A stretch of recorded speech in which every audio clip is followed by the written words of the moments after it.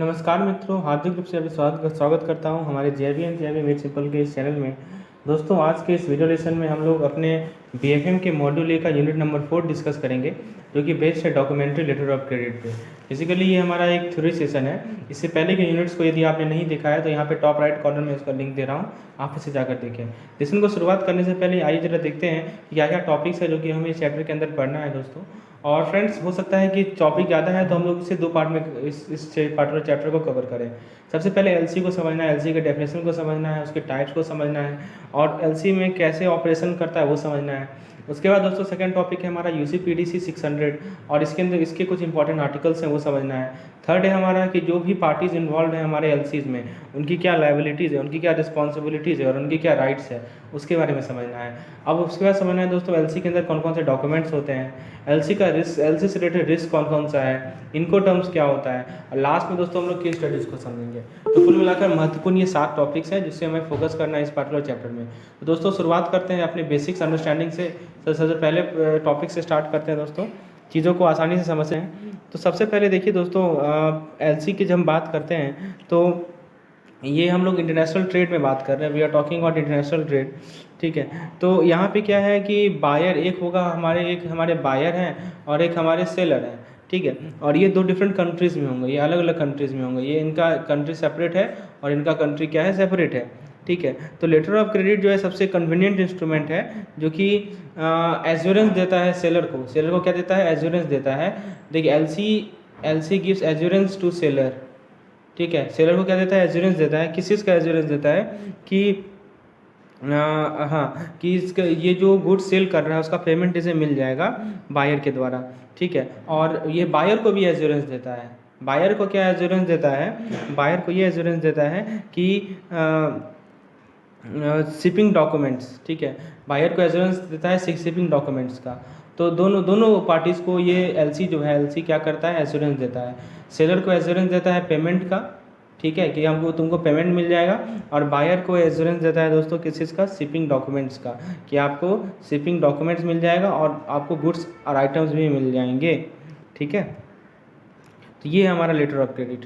तो दोस्तों आपको समझ में है लेटर ऑफ क्रेडिट के बारे में। लेटर ऑफ क्रेडिट है क्या, तो एक कन्वीनियंट इंस्ट्रूमेंट है जो कि दोनों पार्टी को एश्योरेंस देता है, बायर को भी और सेलर को भी। अब दोस्तों एलसी को देखिए, जो भी मैटर्स है उसको यूनिफॉर्म रखने के लिए एक नया रूल लाया गया जिसे हम लोग कहते हैं यूसीपीडीसी, ठीक है। यूसीपीडीसी बेसिकली क्या है, यूसीपीडीसी एलसी डॉक्यूमेंट्स और ट्रांजैक्शन के भी को यूनिफॉर्मिटी लाने के लिए लाया गया था। इसका फुल फॉर्म है uniform customs and practice for documentary credit. दोस्तों मैं अपना नोट शो करता हूँ, नोट से मैं इस चैप्टर को पढ़ाने का प्रयास करता हूँ। देखिए इस यहाँ पे आपको क्लियर हो जाएगा सब कुछ।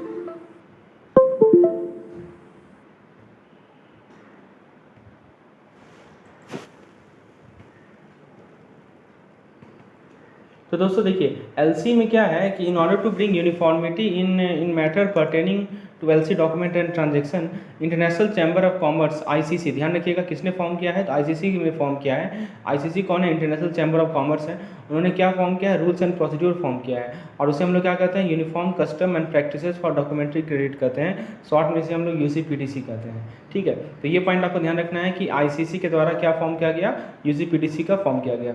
उसके बाद दोस्तों आईसीसी कब स्टैब्लिश हुआ था, तो 1919 में स्टैब्लिश हुआ था। और हेड क्वार्टर कहाँ पे इसका, तो पेरिस में हेड क्वार्टर है, ठीक है। पहला यूसीपीडीसी पब्लिश हुआ था कब, 1933 में, 1933 में पब्लिश हुआ था।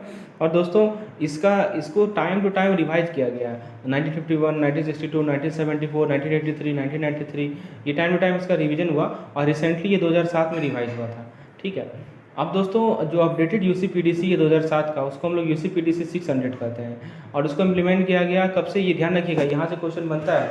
इसको इम्प्लीमेंट किया गया दोस्तों 1 जुलाई 2007 से। तो ये जो अपडेटेड यूसीपीडीसी है 2007 का, उसको कब से इम्प्लीमेंट किया गया, 1 जुलाई 2007 से, ठीक है। अच्छा दोस्तों, अब हम लोग documentary credit letter of credit का डेफिनेशन देखते हैं। A signed or an authenticated instrument issued by buyer's bank embodying an undertaking to pay to the seller a certain amount of money। देखिए समझिए बात को, एलसी जो है, एलसी इनिशिएट कौन किया है, देखिए इसको मैं आपको यहाँ समझाता हूँ दोस्तों। एलसी में क्या है कि एक हमारा एलसी के केस में मैं आपको डेफिनेशन बता रहा हूँ, ठीक है दोस्तों। एलसी में क्या है, हमारे एक बायर्स बैंक है, बायर्स का बैंक है, ठीक है। बायर होगा यानी इम्पोर्टर जो है उसका बैंक है, ठीक है, वो उसने साइन किया है या ऑथेंटिकेट किया है, ठीक है, ये इशू करता है, इसे इशूइंग बैंक भी करता है, ये एलसी को क्या करता है, इशू करता है, ठीक है। और इसमें अंडरटेकिंग लिखा रहता है कि मैं सेलर को इतना अमाउंट ऑफ मनी पे करूँगा, लेकिन कब पे करूँगा, लेकिन कब पे करूँगा, देखिए डेफिनेशन को पढ़िए, डेफिनेशन में लिखा हुआ है टू अंडरटेकिंग बाय टू पे the seller certain of money upon presentation of document, तब पे करूँगा जब हमें डॉक्यूमेंट प्रेजेंट होगा, ठीक है। तो दोस्तों देखिए ये यहाँ से पेमेंट जाएगा और बदले में क्या मिलेगा, डॉक्यूमेंट मिलेगा, समझ रहे हैं बात को, बदले में क्या मिलेगा उसे, डॉक्यूमेंट मिलेगा। अच्छा, उसके बाद और डॉक्यूमेंट किसके अकॉर्डिंग, तो जो भी टर्म्स एंड कंडीशंस हैं, जो भी कॉम्प्लाइंस है उसके अकॉर्डिंग। तो ये हमारा डॉक्यूमेंट्री लेटर ऑफ क्रेडिट है। सिंपल भाषा में समझे कि एलसी इशू कौन करता है, तो बायर्स का बैंक करता है, और उसे वो क्या करेगा, पेमेंट देगा सेलर को, पेमेंट देगा सेलर को या सेलर के बैंक को, कब देगा, जब उसे डॉक्यूमेंट मिलेगा। तो यही है दो पार्टीज, एक बायर वाला पार्टी है, एक सेलर वाला पार्टी है, और दोनों के बीच में एक कुछ कॉन्ट्रैक्ट्स हैं जो कि हम लोग यहाँ देख रहे हैं एलसी के रूप में। अब दोस्तों एलसी में कौन कौन से पार्टीज होते हैं, तो सबसे पहला पार्टी है बायर, बायर को आप इंपोर्टर भी बोल सकते हैं या एप्लीकेंट भी बोल सकते हैं, तो तीनों नाम है इसका, बायर बोलिए, इंपोर्टर बोलिए या एप्लीकेंट बोलिए। So you can call all of them. तो बायर, इंपोर्टर या आप इसे कह सकते हैं सेलर, ठीक है, इंपोर्टर या इसे एप्लीकेंट कर सकते हैं। तो जिसके बिहाफ में एलसी खुलेगा उसे कहते हैं बायर। दूसरा है दोस्तों सेलर या एक्सपोर्टर या बेनिफिशियरी भी कहा जाता है, ठीक है, जो एक्सपोर्ट कर रहा है वो हमारा सेलर होता है। तीसरा है दोस्तों ओपनिंग बैंक, ओपनिंग बैंक को बायर्स बैंक भी कहते हैं, जो एलसी को इस्टेब्लिश करता है। चौथा है हमारा एडवाइजिंग बैंक, एडवाइजिंग बैंक जो है सेलर कंट्री का बैंक है, जो कि एजेंट के रूप में काम करता है इशूइंग बैंक का। और ध्यान दीजिएगा, ये बहुत इंपॉर्टेंट कंसेप्ट है कि एडवाइजिंग बैंक जो है वो इशूइंग बैंक का एजेंट की तरह काम करता है और एलसी को ऑथेंटिकेट करता है। पाँचवा है हमारा कन्फर्मिंग बैंक, जो कि क्या करता है, पे on behalf of issuing bank, ये क्या करता है, इशूइंग बैंक के बिहाफ में पेमेंट करता है। तो आप ये बता सकते हैं कि कन्फर्मिंग बैंक किसके साइड में होगा, बायर के साइड में होगा या सेलर के साइड में होगा। तो चूँकि ये इशूइंग बैंक की जगह पेमेंट कर रहा है, तो ऑब्वियस सी बात है ये हमारे किसके साइड में होगा, ये बायर्स के साइड में होगा। पाँचवा है हमारा नेगोशिएटिंग बैंक, नेगोशिएटिंग बैंक को सेलर बैंक भी कहते हैं, या वैसा बैंक जो कि ओपनिंग बैंक के द्वारा नॉमिनेट किया गया है उसे कहते हैं नेगोशिएटिंग बैंक। और छठा है हमारा रिम्बर्सिंग बैंक, वो रिम्बर्सेज और नेगोशिएटिंग और कन्फर्मिंग बैंक, ठीक है।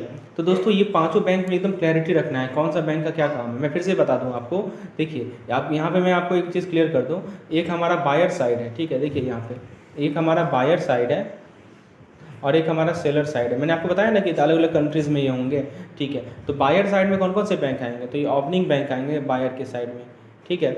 उसके बाद दोस्तों एडवाइजिंग बैंक किस साइड में जाएगा, सेलर कंट्री में, तो एडवाइजिंग बैंक जाएगा इधर, ठीक है। ये एडवाइजिंग बैंक क्या करता है, एडवाइस करता है कि एजेंट की तरह काम करता है इशूइंग बैंक का, और एलसी को ऑथेंटिकेट करता है। कन्फर्मिंग बैंक क्या है कि payment undertake to pay on the behalf of issuing bank, तो कन्फर्मिंग बैंक आप इधर रख सकते हैं, ठीक है। ये क्या करेगा कि ओपनिंग बैंक के इशूइंग बैंक भी कहते हैं इसे, तो इशूइंग बैंक के बिहाफ में ये पेमेंट करेगा कन्फर्मिंग बैंक। और दोस्तों नेगोशिएटिंग बैंक हमेशा सेलर का बैंक होगा, नेगोशिएटिंग बैंक जो होगा वो क्या होगा, हमेशा सेलर का बैंक होगा, ठीक है। और दोस्तों रिम्बर्सिंग बैंक जो है दोनों में से किधर भी हो सकता है, बीच में आ सकता है, आप रिम्बर्सिंग को बीच में रख सकते हैं। तो वो क्या करेगा, वो रिम्बर्स करेगा किसको, कन्फर्मिंग बैंक को और नेगोशिएटिंग बैंक को, ठीक है। चलिए तो ये आपको डेफिनेशन याद रखना है। अब मैं इसी चीज़ को एग्जांपल से क्लियर करता हूँ। देखिए इसी एग्जांपल को देखिए, मिस्टर राम है जिसका बैंक है धनलक्ष्मी बैंक में, वो एग्रीकल्चर इंटरप्रेनर है, वो वेजिटेबल ग्रो करता है ग्रीन हाउस टेक्नोलॉजी में, कहाँ पे, खमम में, खमम जगह का नाम है। वो क्या चाह रहा है कि वो अपडेट करना चाह रहा है अपने फार्म हाउस को मॉडर्न मशीनरी से, समझ में आया आपको। चलिए तो उसने क्या किया कि उसने इंपोर्ट किया मशीनरी को कहाँ से, तो चाइनीज़ मैन्युफैक्चरर मिसेस जुआंग एलएलसी से, ठीक है, बीजिंग से, ठीक, जो जिसका बैंक है चाइनीज़ डेवलपमेंट बैंक, ठीक है। अब दोस्तों इस चीज़ को आप line by line flow chart बनाते चलिए तो क्लियर होता चलेगा, ठीक है। तो देखिए यहाँ पे कौन है मेरा, मिस्टर राम, ठीक है। तो देखिए यहाँ पे हम लिखते हैं मिस्टर राम को, तो इस चीज़ को हम लोग फ्लो डायग्राम से समझते हैं तो आपका कंसेप्ट क्लियर रहेगा। तो मिस्टर राम का बैंक कौन सा है, धनलक्ष्मी बैंक है, यहाँ मैं लिख देता हूँ धनलक्ष्मी बैंक। ये कौन है, बायर है हमारा, ठीक है। और ये मशीनरी जा रहा है, कहाँ से मंगा रहा है मशीनरी, मेसर्स जुआंग एलएलसी, तो ये मेसर्स है जुआंग एलएलसी से, ठीक है। अच्छा उसने और उसका बैंक कौन सा है, ये बीजिंग का बैंक है, उसका बैंक है चाइनीज़ डेवलपमेंट बैंक। तो इसका जो बैंक है वो है कौन सा बैंक, CDB, मैं CDB लिख रहा हूँ, आप समझ जाइए चाइनीज़ डेवलपमेंट बैंक है, ठीक है। उसके बाद दोस्तों टोटल कॉस्ट कितना है, $4500 है। मिस्टर जॉन एलएलसी ने क्या किया, एक इनवॉइस इशू किया ये स्टेट करते हुए कि sale transaction backed by LC, ठीक है, as such Mr Ram approach Dhanlaxmi Bank for offering of letter of credit in foreign currency USD. Dhanlaxmi Bank Chinese foreign correspondent banking Bank of China. अब देखिए क्या कर रहा है कि जो धनलक्ष्मी बैंक का, मैंने आपको कॉरेस्पॉन्डेंट बैंक वाले टॉपिक में बताया था कि हर एक बैंक का अपना कॉरेस्पॉन्डेंट बैंक होता है। तो धनलक्ष्मी बैंक का जो कॉरेस्पॉन्डेंट बैंक है वो है बैंक ऑफ चाइना, BOC। ठीक है, ये डाटा आपको दिया गया है। आपको बताना है कि इसमें ओपनिंग बैंक कौन सा है। ठीक है, अब आप ये तो आप खुद से बताइए। इसमें बताइए इस केस में LC का एप्लीकेंट कौन है बताइए। तो दोस्तों LC का एप्लीकेंट है हमारा मिस्टर राम। ये कौन है हमारा, तो जो भी पार्टीज अभी मैंने आपको बताया ना, applicant, reimbursing bank, confirming bank, advising bank, आपको बताना है कौन है इस केस में। तो बताइए एप्लीकेंट कौन है यहाँ पे, एप्लीकेंट है मिस्टर राम। ठीक है, उसके बाद दोस्तों बेनिफिशियरी कौन है, तो बेनिफिशियरी ये है हमारा मिस्टर जॉन्स LLC, है ना दोस्तों, बेनिफिशियरी ये है। उसके बाद दोस्तों LC ओपनिंग या इशूइंग बैंक कौन है, तो ये हमारा धनलक्ष्मी बैंक। इसे हम लोग ओपनिंग या इशूइंग बैंक कहते हैं ना। ठीक है, LC ओपनिंग या इशूइंग बैंक कौन है, धनलक्ष्मी बैंक है। अब दोस्तों आती है बात एडवाइजिंग बैंक की। तो मैंने आपको क्या बताया था, एडवाइजिंग बैंक किस साइड में होता है, तो सेलर साइड में होता है। तो ये जो बैंक है इसका कॉरेस्पॉन्डेंट बैंक धनलक्ष्मी बैंक का, ये एडवाइजिंग बैंक है। एडवाइजिंग बैंक का मैंने आपको काम बताया था ना दोस्तों। एडवाइजिंग बैंक क्या करती है, देखिए एडवाइजिंग बैंक क्या करती है, एजेंट की तरह काम करती है इशूइंग बैंक का, और LC को ऑथेंटिकेट करती है। तो ये एक तरह से एजेंट ही तो है। तो ये बैंक ऑफ चाइना जो है यहाँ पे क्या है, एडवाइजिंग बैंक है। ठीक है, ये आपको क्लियर रखना है, एडवाइजिंग बैंक है। उसके बाद दोस्तों एडवाइजिंग बैंक ही कन्फर्मिंग बैंक भी हो सकती है। कोई जरूरी नहीं है कि कन्फर्मिंग बैंक अलग से हो। Advising bank can also be a confirming bank. तो इस केस में बैंक ऑफ चाइना दोनों रोल प्ले कर रही है, एडवाइजिंग बैंक का भी, कन्फर्मिंग बैंक का भी। ये जो CDB है, चाइनीज डेवलपमेंट बैंक है, ये है नेगोशिएटिंग बैंक। ये क्या है, नेगोशिएटिंग बैंक। ठीक है, और दोस्तों बचा रिम्बर्सिंग बैंक। तो यही, ये हमारा रिम्बर्सिंग बैंक भी यही है। ठीक है, ये भी यही कौन सा बैंक है, रिम्बर्सिंग बैंक है। तो दोस्तों आपको पार्टी समझ में आ गया ना। देखिए कुल मिलाकर 1 2 3 4 5 6 7 पार्टीज है। आप सातों पार्टीज को यहाँ पे आइडेंटिफाई कर सकते हैं। तो एक एग्जांपल से भी मैंने आपको क्लैरिटी दे दिया कि LC में जो पार्टीज होते हैं वो कौन कौन से होते हैं और उनका क्या काम होता है। चलिए अब दोस्तों ये एग्जाम्पल्स आप यहाँ देख सकते हैं, मैंने यहाँ पे इसको टेबलर फॉर्मेट में लिख के दिखाया है कौन से पार्टीज क्या है। अब दोस्तों हम लोग जरा देखते हैं कि LC का ऑपरेशन कैसे होता है। नेक्स्ट टॉपिक हमारा है ऑपरेशंस ऑफ LC। तो ऑपरेशन ऑफ LC को अच्छे तरीके से समझते हैं कि जो पार्टीज अभी तक हम लोगों ने देखा। ठीक है, अब इन पार्टी का क्या रोल है वो जरा देखते हैं स्टेप वाइज। तो दोस्तों इसके लिए मैं एक फ्लो चार्ट आपके सामने ला रहा हूँ। I am bringing you a flow chart so you can understand this very clearly. देखिए दोस्तों यहाँ पे देखिए, यहाँ पे क्या हो रहा है इसको समझिए। इस चार्ट से मैं आपको समझाने का प्रयास करता हूँ, स्टेप वाइज यहाँ पे लिखा हुआ है। तो देखिए दोस्तों सबसे पहले क्या हो रहा है, कॉन्ट्रैक्ट हो रहा है, सेल का कॉन्ट्रैक्ट ऑफ सेल हो रहा है किससे किसके बीच में, तो दो पार्टीज़ के बीच में।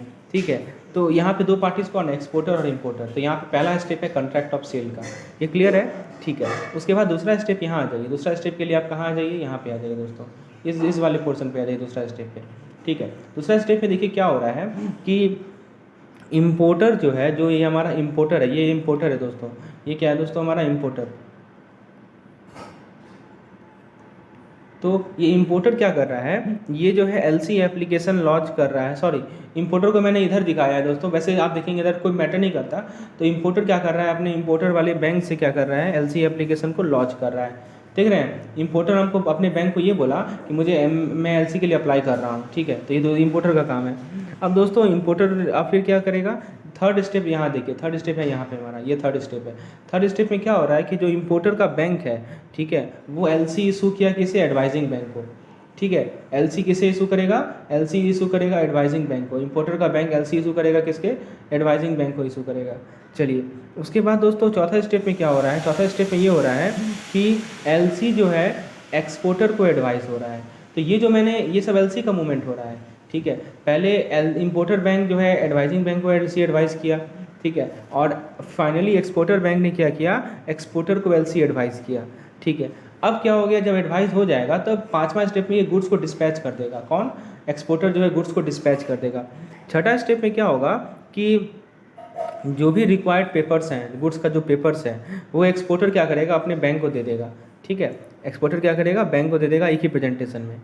अब सातवां स्टेप में क्या होगा कि ये जो डॉक्यूमेंट्स हैं जो कि एक्सपोर्टर ने एक्सपोर्टर वाले बैंक को दिया, वो डॉक्यूमेंट जो है ये एक्सपोर्टर बैंक भेज देगा इशूइंग बैंक को एक्सेप्टेंस के लिए। ये इशूइंग बैंक भी कहलाता है, इंपोर्टर बैंक को ही हम लोग इशूइंग बैंक भी कहते हैं।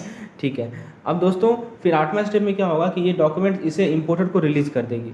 ठीक है, अब दोस्तों एक स्टेप तो यहाँ पे एक और है। उसके बाद क्या होगा, नौवां स्टेप में क्या होगा कि चूँकि इंपोर्टर को डॉक्यूमेंट मिल गया, ठीक है। तो उसके बाद क्या होगा दोस्तों कि इंपोर्टर क्या करेगा, फंड ट्रांसफ़र कर देगा इंपोर्टेड बैंक को ड्यू डेट में, क्योंकि हमारा साइट एलसी हम लोग आगे देखेंगे तो एक ड्यू डेट होता है जिसमें इंपोर्टर क्या करेगा, फंड ट्रांसफ़र कर देगा, ठीक है। और दोस्तों उसके बाद क्या होगा 10वां स्टेप में, इशूइंग बैंक जो है फंड ट्रांसफ़र करेगा अपने एडवाइजिंग बैंक को या नेगोशिएटिंग बैंक को, और फिर फाइनली क्या होगा कि ये जो एक्सपोर्टर बैंक है वो एक्सपोर्टर को फंड ट्रांसफ़र कर देगा। समझ में आया आपको, ठीक है। तो यहाँ पे जो जो हमारा एक है डॉटेड लाइन और एक है हमारा सीधा लाइन। तो दोस्तों सीधा लाइन में जो हो रहा है वो हमारा डॉक्यूमेंट्स का मूवमेंट हो रहा है, ठीक है, और जो डॉटेड लाइन है वो हमारा पेमेंट हो रहा है, ठीक है। तो दोस्तों ये हमारा होता है एलसी का मूवमेंट। तो आपको यदि समझना है तो यहाँ पे मैंने लिखा हुआ है, स्टेप वाइज मैंने यहाँ समझाया है दोस्तों, ठीक है। आप इसे देख के समझ सकते हैं। ये हमारे स्टेप्स है 1 2 3 4 11 स्टेप, आप इसको एक बार देख सकते हैं। तो वही चीज़ मैंने बताया है। अब दोस्तों हम लोग आते हैं टाइप्स ऑफ एलसी। ऑपरेशन समझ लिया हम लोगों ने, कैसे एलसी का मूवमेंट होता है, कौन कौन से स्टेप्स होते हैं, ये आप लोग ध्यान रखेंगे। क्योंकि देखिए एलसी का कंसेप्ट तभी समझ में आएगा जब आप स्टेप्स को समझें कि पहले क्या होगा फिर दूसरा क्या होगा, ठीक है। सबसे पहले क्या होगा, सबसे पहले सेल का कॉन्ट्रैक्ट होगा, उसके बाद ये एलसी के लिए अप्लाई करेगा, एलसी का डॉक्यूमेंट ये भेजेगा इसको, ये भेजेगा इसको, ठीक है, ये भेजेगा अपने एक्सपोर्टर को। जैसे इसको एलसी का डॉक्यूमेंट मिला तो ये गुड्स को ट्रांसफ़र कर देगा, ठीक है। गुड्स ट्रांसफ़र जैसे करेगा तो फिर क्या करेगा, ये जो है जो भी डॉक्यूमेंट्स है गुड्स का वो इसको देगा, फिर इसको देगा, फिर ये इसको देगा, और ये पेमेंट रिलीज़ करेगा, पेमेंट ऐसे पहुंचेगा इसके पास। तो ये प्रोसेस है हमारा एलसी का। अब दोस्तों टाइप्स ऑफ एलसी में देखिए revocable, irrevocable, confirmed LC, transferable LC, red clause LC, sight acceptance, deferred payment और negotiating LC, back to back LC, ये सब एलसी के टाइप होता है। आइए दोस्तों शुरुआत करते हैं अपने पहले टाइप से, क्योंकि है अपना रिवोकेबल एलसी। तो दोस्तों रिवोकेबल मतलब ये होता है जिसको रिवोक कर सकें, ठीक है, इसको हम लोग क्या कर सकते हैं, रिवोक कर सकते हैं। तो इस ऐसा एलसी है जिसको हम लोग अमेंड कर सकते हैं या कैंसिल कर सकते हैं। ये कीवर्ड है अमेंडेड और कैंसिल, ठीक है। इट कैन बी अमेंडेड और it can be cancel at any moment by the issuing bank.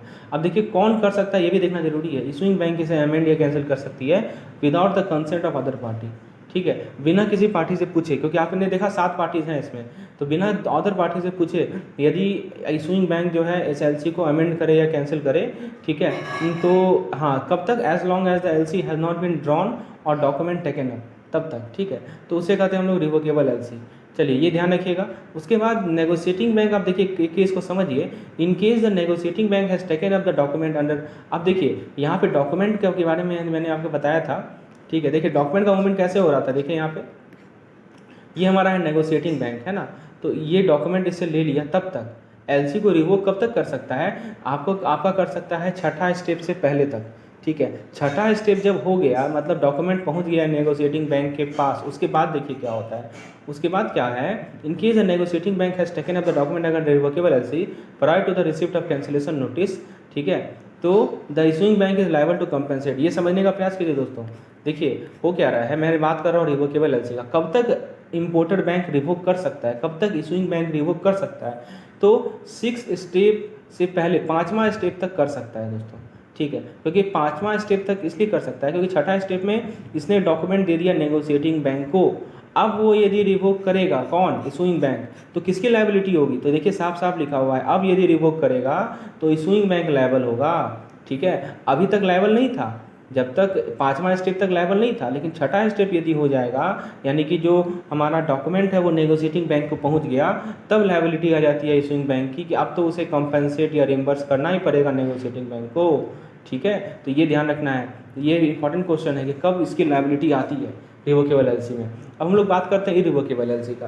तो इरिवोकेबल एलसी में क्या होता है, एक कमिटमेंट होता है इशूइंग बैंक के द्वारा कि वो रिम्बर्स करेगा नेगोशिएटिंग बैंक को provided condition of the LC are complied with.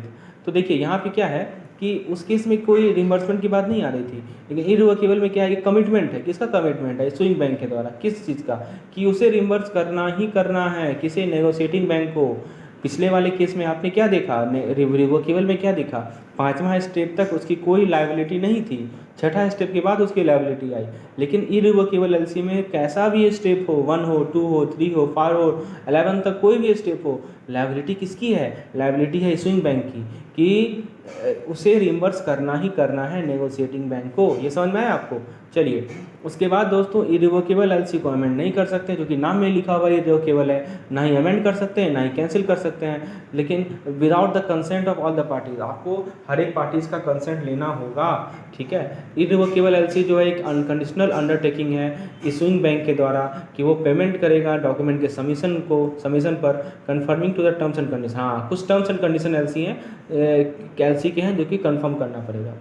दोस्तों एक बात ध्यान रखिएगा कि बाय डिफ़ॉल्ट जितने भी एलसी इशू होते हैं वो इर्रिवोकेबल ही होते हैं। यदि कुछ नहीं लिखा हुआ हो तो आप उसे इर्रिवोकेबल ही मान के चलिएगा, यदि रिवोकेबल स्पेशली लिखा रहेगा क्वेश्चन में, ठीक है।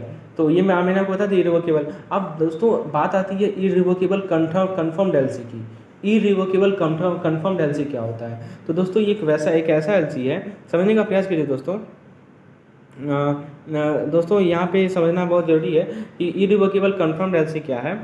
तो दोस्तों देखिए, एक ऐसा एलसी है जो कि बैंक के द्वारा कंफर्म की गई अदर दैन इशूइंग बैंक। ध्यान दीजिएगा, इशूइंग बैंक यहाँ कंफर्म नहीं कर रहा है। पिछले केसेस में इशूइंग बैंक कंफर्म कर रहा था, लेकिन इर्रिवोकेबल कन्फर्म्ड एलसी में इशूइंग बैंक कंफर्म नहीं कर रहा है, ठीक है, other than the issuing bank. अब वो जो बैंक है वो कहाँ सिचुएटेड है? एक्सपोर्टर के कंट्री में सिचुएटेड है। तो thereby taking an additional undertaking, एक एडिशनल अंडरटेकिंग ले रहा है टू पे ऑन दोस्तों to pay on receipt of document confirming to the terms and condition of LC. देखिए समझने का प्रयास कीजिए, इर्रिवोकेबल कन्फर्म्ड एलसी में क्या हो रहा है कि जैसे हमारे जो 4 पार्टीज़ हैं, एक हमारा यहाँ पे इम्पोर्टर है, ठीक है, यहाँ पे हमारा इशूइंग बैंक है, यहाँ पे हमारा शॉर्ट में लिख रहा हूँ मैं, यहाँ पे हमारा एक्सपोर्टर है और यहाँ पे हमारा नेगोशिएटिंग बैंक है। तो सभी केसेस में लायबिलिटी है इसकी, लेकिन हम बात कर रहे हैं इर्रिवोकेबल कन्फर्म्ड एलसी में, तो इस केस में इशूइंग बैंक की लायबिलिटी नहीं है, इसकी लायबिलिटी नहीं रहेगी। एक नया बैंक है किसके देश में? यहाँ पे एक नया बैंक है एक्सपोर्टर के कंट्री में, ठीक है, जो कि क्या कर रहा है, एडिशनल अंडरटेकिंग ले रहा है कि वो पेमेंट करेगा जब उसे डॉक्यूमेंट रिसीव होगी तब, ठीक है। और डॉक्यूमेंट जो है वो टर्म्स एंड कंडीशन से कंफर्म होना चाहिए, ठीक है दोस्तों। जैसे आप यहाँ देख सकते हैं कि डॉक्यूमेंट रिसीव होने के बाद ही पेमेंट हो रहा है, ठीक है। आप देखिए यहाँ पे डॉक्यूमेंट का मूवमेंट हुआ 6, 7, 8 तब जाके पेमेंट हो रहा है, ठीक है ना। तो ये चीज़ है, तो इसीलिए अंतर है दोनों में, इर्रिवोकेबल कन्फर्म्ड एलसी में और इर्रिवोकेबल एलसी में अंतर है। अब दोस्तों हम लोग नेक्स्ट बात करते हैं कन्फर्मिंग बैंक। तो अभी मैंने देखा था कि अभी जो एग्जांपल हमने लिया था उसमें कन्फर्मिंग बैंक ही एडवाइजिंग बैंक भी था। तो कन्फर्मिंग बैंक एडवाइजिंग बैंक हो सकता है, और जो वो क्या करेगा, which on receipt of request from the issuing bank takes additional responsibility. Generally confirming bank जो होता है कॉरेस्पॉन्डेंट बैंक होता है इशूइंग बैंक का दूसरे कंट्रीज़ में, ठीक है।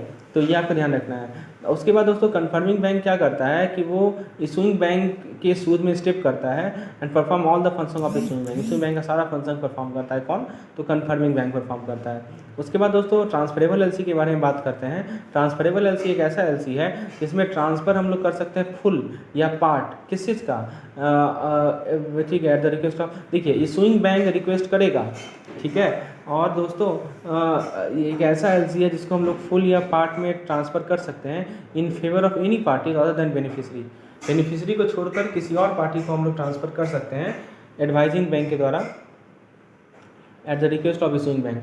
तो इशूइंग बैंक एडवाइजिंग बैंक को बोलेगी कि इस एलसी को तुम ट्रांसफ़र कर दो बेनिफिशरी को छोड़कर और किसी को भी, तो वो कहलाता है हमारा ट्रांसफरेबल एलसी। दोस्तों उसके बाद है हमारा rate clause LC. Red clause LC में क्या होता है कि जो बेनिफिशरी है यानी जो एक्सपोर्टर है वो प्री शिपमेंट क्रेडिट ले सकते हैं, PCL। मतलब क्या हुआ कि शिप होने से पहले ही वो क्रेडिट ले सकते हैं, ठीक है, मतलब शिप होगा बाद में और क्रेडिट उन्हें पहले मिलेगा, तो उसे कहते हैं हम लोग रेट क्लॉज एलसी। तो रेट क्लॉज एलसी में बेनिफिशरी को क्या होता है कि प्री शिपमेंट क्रेडिट मिल जाता है, कहाँ से? नॉमिनेटेड बैंक से या एडवाइजिंग बैंक से, ठीक है। तो ये ध्यान रखना है। और दोस्तों ये समझ में आया आपको कि बेनिफिशरी को प्री शिपमेंट क्रेडिट मिल जाता है नॉमिनेटेड बैंक से या एडवाइजिंग बैंक से। ये जो एलसी होता है दोस्तों रेड क्लॉज एलसी, इसमें रेड कलर का होता है, क्लाउड रेड कलर में होता है, जो कि नॉमिनेटेड बैंक को ऑथराइज करता है कि वो बेनिफिशरी को एडवांस दे दे, ठीक है। बेनिफिशरी को क्या दे दे? एडवांस दे दे शिपमेंट ऑफ गुड्स से पहले, ठीक है। और जिसका पेमेंट गारंटी कौन करता है? ओपनिंग बैंक या इशूइंग बैंक करता है। यहाँ भी ध्यान दीजिए, यहाँ भी कौन गारंटी कर रहा है? तो ओपनिंग बैंक कर रहा है। कोई भी डिफ़ॉल्ट होगा, कोई फेलियर होगा, तो in case of any default और failure of the beneficiary to submit shipping document, ठीक है ना। तो देखिए स्टेप को समझिए, यहाँ पे क्या हो रहा है कि देखिए आपने देखा था ना 11 स्टेप था, यहाँ पे आपने देखा है 11 स्टेप है टोटल। तो अब देखिए यहाँ पे अभी चौथा स्टेप में एलसी गया एक्सपोर्टर के पास और ये फिर गुड्स को एक्सपोर्ट करेगा, लेकिन चौथा स्टेप के बाद ही एक्सपोर्टर क्या बोलता है अपने बैंक को कि मुझे कुछ उधार दो, मुझे सामान बनाना है, मुझे सामान परचेज करना है, मुझे रॉ मटेरियल चाहिए और उसके लिए मुझे सामान चाहिए और तब मैं गुड्स को भेज सकूँगा। तो यहाँ पे इसे शिपमेंट से पहले ही क्रेडिट ले रहा है, मतलब चौथा स्टेप के बाद क्रेडिट ले रहा है, तो इसे हम लोग कहते हैं, ऐसे ऐसे एलसी को कहते हैं रेट क्लॉज एलसी, ठीक है। और इसकी इसकी जिम्मेवारी किसकी होती है? इसकी जिम्मेवारी होती है दोस्तों इम्पोर्टर बैंक की, यानी ओपनिंग बैंक की। ये कहेगा इसको कि तुम इसे पैसा दे दो, ठीक है। हाँ, तो दोस्तों ये चीज़ ध्यान रखना है, किसकी लायबिलिटी है, ये बहुत इंपॉर्टेंट है, इससे क्वेश्चन आता है। रेट क्लॉज एलसी में देखिए साफ साफ लिखा हुआ which is guaranteed by the opening bank, ठीक है। ओपनिंग बैंक गारंटी देगा कि डिफ़ॉल्ट यदि होगा तो उसकी जिम्मेवारी है। अब दोस्तों एक होता है हमारा साइट एलसी और एक होता है हमारा एक्सेप्टेंस एलसी। अच्छा, इसको मैं आपको बाद में बताता हूँ। साइट एलसी में क्या होता है कि जो बेनिफिशियरी है वो बेनिफिशियरी को पेमेंट मिल जाता है on presentation of document confirming to the terms and condition of LC. तो देखिए बेनिफिशियरी है हमारा एक्सपोर्टर जैसे ही डॉक्यूमेंट दिखाएगा उसे तुरंत पैसा मिल जाएगा, तो उसे कहते हैं हम लोग साइट एलसी। जैसे यहाँ देखिए ना, इसको मैं समझाता हूँ दोस्तों एक एग्जांपल से लेके। आप देखिए इस एग्जांपल को देखिए, यहाँ देखिए बेनिफिशियरी ने क्या किया, यहाँ पे इस केस में देखिए बेनिफिशियरी यानी कि एक्सपोर्टर ने डॉक्यूमेंट दिया, ठीक है, छठा स्टेप पे डॉक्यूमेंट दिया और इसने तुरंत पेमेंट कर दिया, तो ऐसा एलसी को हम लोग कहते हैं साइट एलसी, कि बेनिफिशियरी को तुरंत पैसा मिल जाता है साइट एलसी में, ठीक है। ये सब टर्म याद रखिएगा क्योंकि आप क्वेश्चन जब सॉल्व करेंगे तो वहाँ पे टर्म सब आएगा। तो साइट एलसी में क्या है कि beneficiary is able to get the payment on presentation of document, ठीक है। एक होता है हमारा ग्रीन क्लॉज एलसी। तो ग्रीन क्लॉज एलसी जो है रेड क्लॉज एलसी का एक्सटेंशन है, मैंने अभी रेड क्लॉज एलसी बताया था ना, प्री शिपमेंट क्रेडिट वाला, उसी का एक्सटेंशन है ग्रीन क्लॉज एलसी। इसमें क्या होता है दोस्तों, ये एडवांस देता है, एडवांस उसमें भी एडवांस मिला था, यहाँ भी एडवांस मिलेगा, लेकिन एडवांस केवल रॉ मटेरियल परचेज के लिए नहीं मिलेगा, प्रोसेसिंग के लिए नहीं मिलेगा दोस्तों, पैकेजिंग के लिए नहीं मिलेगा, लेकिन किसके लिए मिलेगा? Pre shipment warehousing at the port of origin and insurance expense. दोस्तों देखिए एडिशनल क्या है, एडिशनल है pre shipment warehousing at the port of origin and insurance expense. समझिए ग्रीन क्लॉज एलसी में जो एडवांस मिला था वो रॉ मटेरियल के लिए मिला था, प्रोसेसिंग के लिए मिला था और गुड्स के पैकेजिंग के लिए मिला था, लेकिन ग्रीन क्लॉज एलसी में क्या है, उतना तो मिलेगा ही मिलेगा, उसके अलावा pre shipment warehousing at the port of origin, यानी जो पोर्ट ऑफ ऑरिजिन है वहाँ पे जो वेयर हाउस रखने के लिए प्री शिपमेंट चाहिए उसके लिए भी मिलेगा और इंश्योरेंस का एक्सपेंस के लिए भी मिलेगा। तो ये आपको ध्यान रखना है कि रेड क्लॉज एलसी और ग्रीन क्लॉज एलसी में बेसिक डिफरेंस क्या है, ठीक है।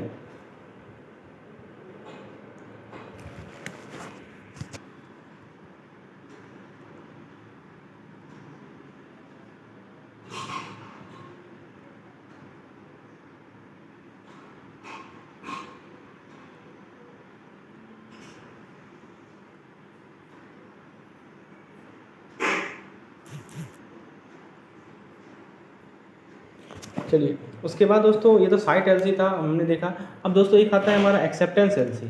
एक्सेप्टेंस क्रेडिट में क्या होता है कि जो बिल ऑफ एक्सचेंज है या जो ड्राफ्ट है उसको ड्रॉ किया जाता है कुछ यूजांस पीरियड के साथ, ठीक है। और पेबल होता है, देखिए ध्यान दीजिए, ये जो मैं बात कर रहा हूँ बिल ऑफ एक्सचेंज की या जो बात कर रहा हूँ ड्राफ्ट की, ये सब क्या है, ये सब डॉक्यूमेंट्स है। किसका डॉक्यूमेंट्स है? तो एलसी का डॉक्यूमेंट्स है, ठीक है। तो ये जो ड्रॉ किया जाएगा कुछ यूजांस पीरियड होता है, ध्यान दीजिएगा, साइट बिल में यूजांस पीरियड नहीं होता है, लेकिन एक्सेप्टेंस क्रेडिट में यूजांस पीरियड होता है, ठीक है। और देखिएगा कि ये जो बिल ऑफ एक्सचेंज है, ये जो ड्राफ्ट है, उसको ड्रॉ किया जाता है सर्टेन यूजांस पीरियड के साथ, और पेबल होता है upon acceptance at a future date subject to receipt of document confirming to the. देखिए समझने का प्रयास कीजिए यहाँ पे क्या हो रहा है। अब मैं आपको ले चलता हूँ इसके ऑपरेशन में, तो आपको क्लियर हो जाएगा ये चीज़। देखिए इसके ऑपरेशन में आपने क्या देखा कि पाँचवा स्टेप में क्या हुआ, पाँचवा स्टेप में ये हुआ कि इसने गुड्स को भेज दिया। अब गुड्स को भेज दिया तो दोस्तों छठा स्टेप में एक्सपोर्टर क्या कर रही है, एक्सपोर्टर बैंक को एलसी के डॉक्यूमेंट दे रही है। डॉक्यूमेंट में क्या क्या हो सकता है, तो बिल ऑफ एक्सचेंज हो सकता है, ड्राफ्ट हो सकता है, हम लोग आगे देखेंगे।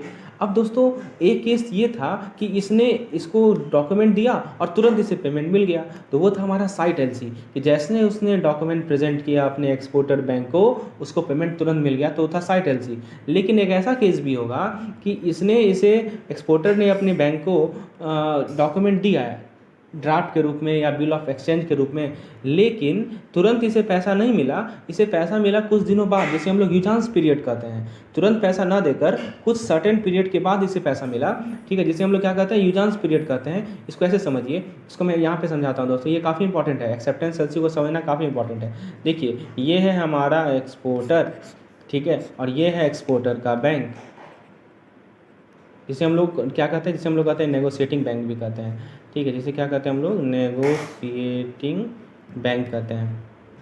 तो इसने क्या किया, छठा स्टेप में क्या किया इसने अपना डॉक्यूमेंट जो है, शिपिंग डॉक्यूमेंट जो है, जो शिपिंग डॉक्यूमेंट्स है वो दे दिया इसे। ठीक है, अब इसने क्या किया कि इसने इसको बोला कि तुम कुछ दिन रुक जाओ, पेमेंट तुमको हम देंगे। ठीक है, उस जो टाइम बोलता है, टाइम जो बोलता है रुकने के लिए, उसे कहते हैं यूजांस पीरियड। क्या बोलते हैं उसे? यूजांस पीरियड बोलते हैं। वो ये बोलता है कि जब हम तुम्हारा बिल, ये जो बिल है जो एक्सेप्ट हो जाएगा, फिर हम तुम्हें पेमेंट दे देंगे।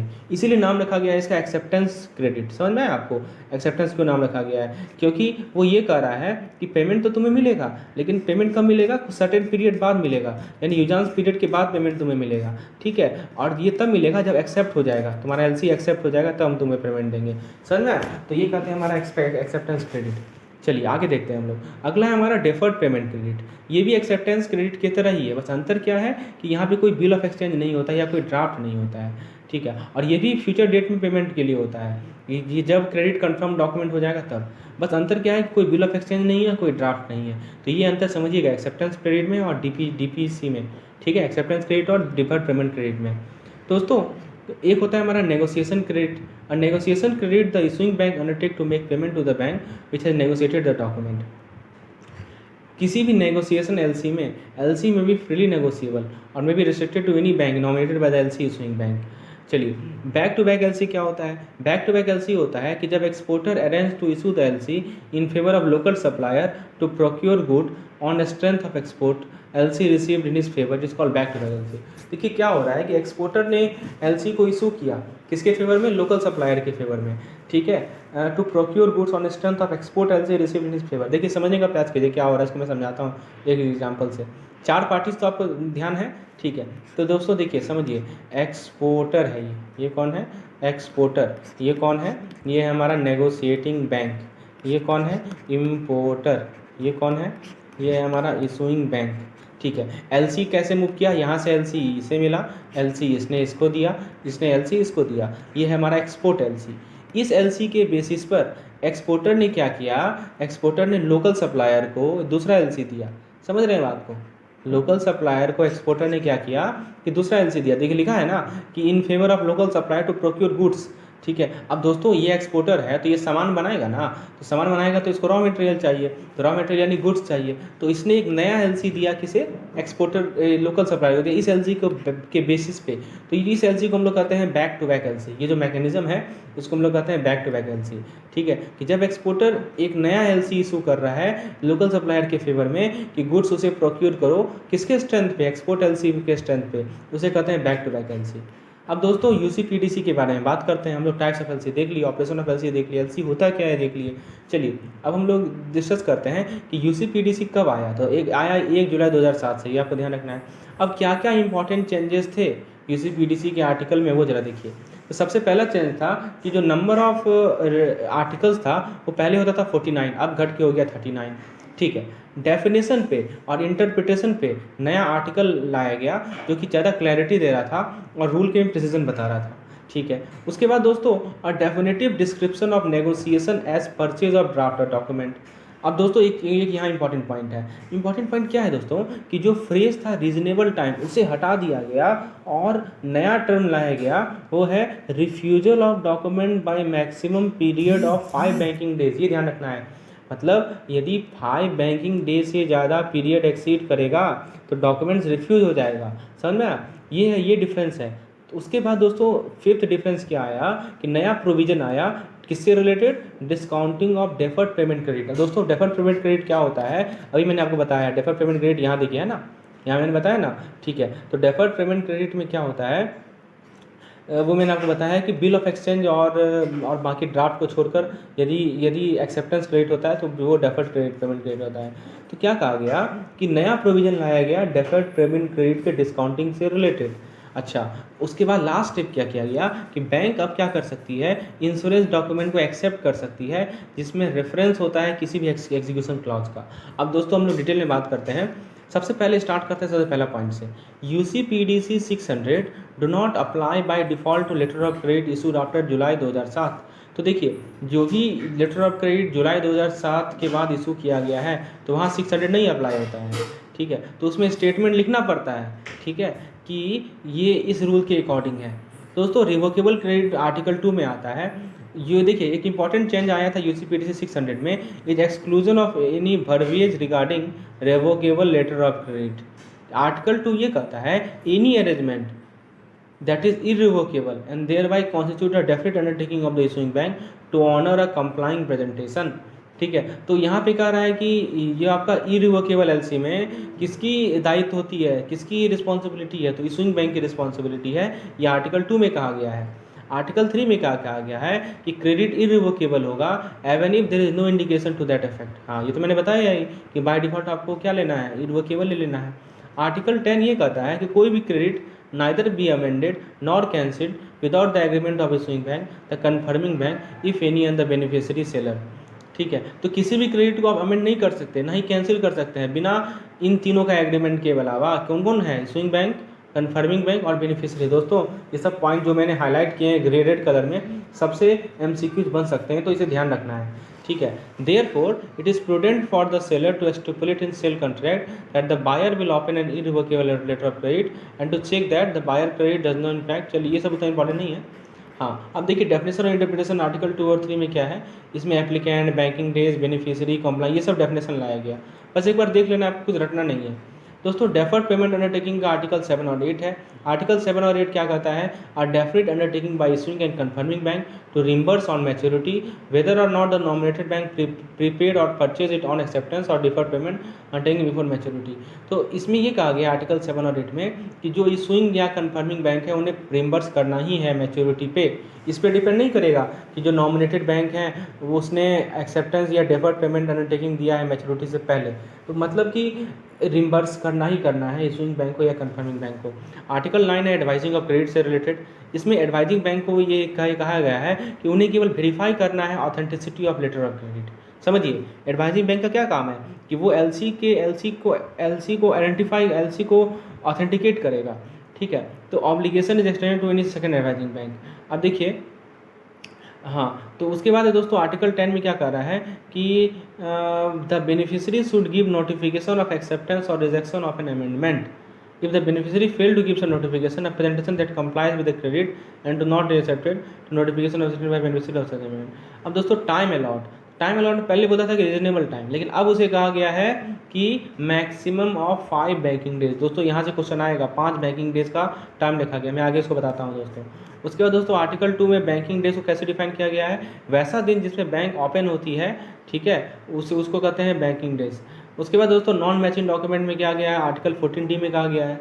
ठीक है, regarding address on various documents, article 14 indicates that they do not have to exactly match as long as country is same. ठीक है, हाँ, ये एड्रेस के रिगार्डिंग है, एड्रेस जो डॉक्यूमेंट पे लिखते हैं उसके रिगार्डिंग है। एग्जामिनेशन ऑफ डॉक्यूमेंट, तो क्या कहा गया? Bank now have only 5 days to accept or refuse document. ये याद रखिएगा जो मैंने हाईलाइट किया है ग्रेड में, कि बैंक के पास अभी केवल 5 बैंकिंग डेज है कि जिसमें वो डॉक्यूमेंट को एक्सेप्ट करें या डॉक्यूमेंट को रिफ्यूज़ करें। ठीक है, तो दोस्तों ये ध्यान रखना है, डॉक्यूमेंट को एक्सेप्ट या रिफ्यूज़ करना है। तो पहले बोलता था कि 7 बैंकिंग डेज, अब हो गया है 5 बैंकिंग डेज। यहाँ से क्वेश्चन बनेगा दोस्तों, ये काफ़ी इंपॉर्टेंट पॉइंट है, 5 बैंकिंग डेज, इसे ध्यान रखिएगा। उसके बाद एक और पॉइंट है, the period of presentation usually 21 days only apply to the original transport document. देखिए पूछेगा प्रेजेंटेशन का पीरियड कितना है, तो बोलिएगा 21 दिन। पूछेगा एक्सेप्टेंस और रिफ्यूजल का पीरियड कितना है, तो बोलिएगा 5 डेज।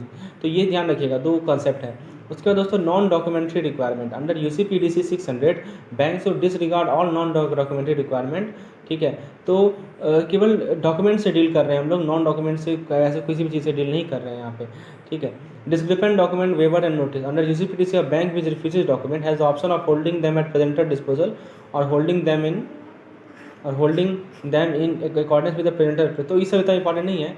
अब दोस्तों उसमें देखिए एक ओरिजिनल डॉक्यूमेंट से रिलेटेड एक क्लाउज है जिसको ध्यान रखना है आपको यहाँ पे। Article 17 refers to attempt the define original document which more precision. ये सब आर्टिकल को याद नहीं रखना, वैसे अगर पढ़ लेना है कि हाँ ऐसा कुछ है इसमें।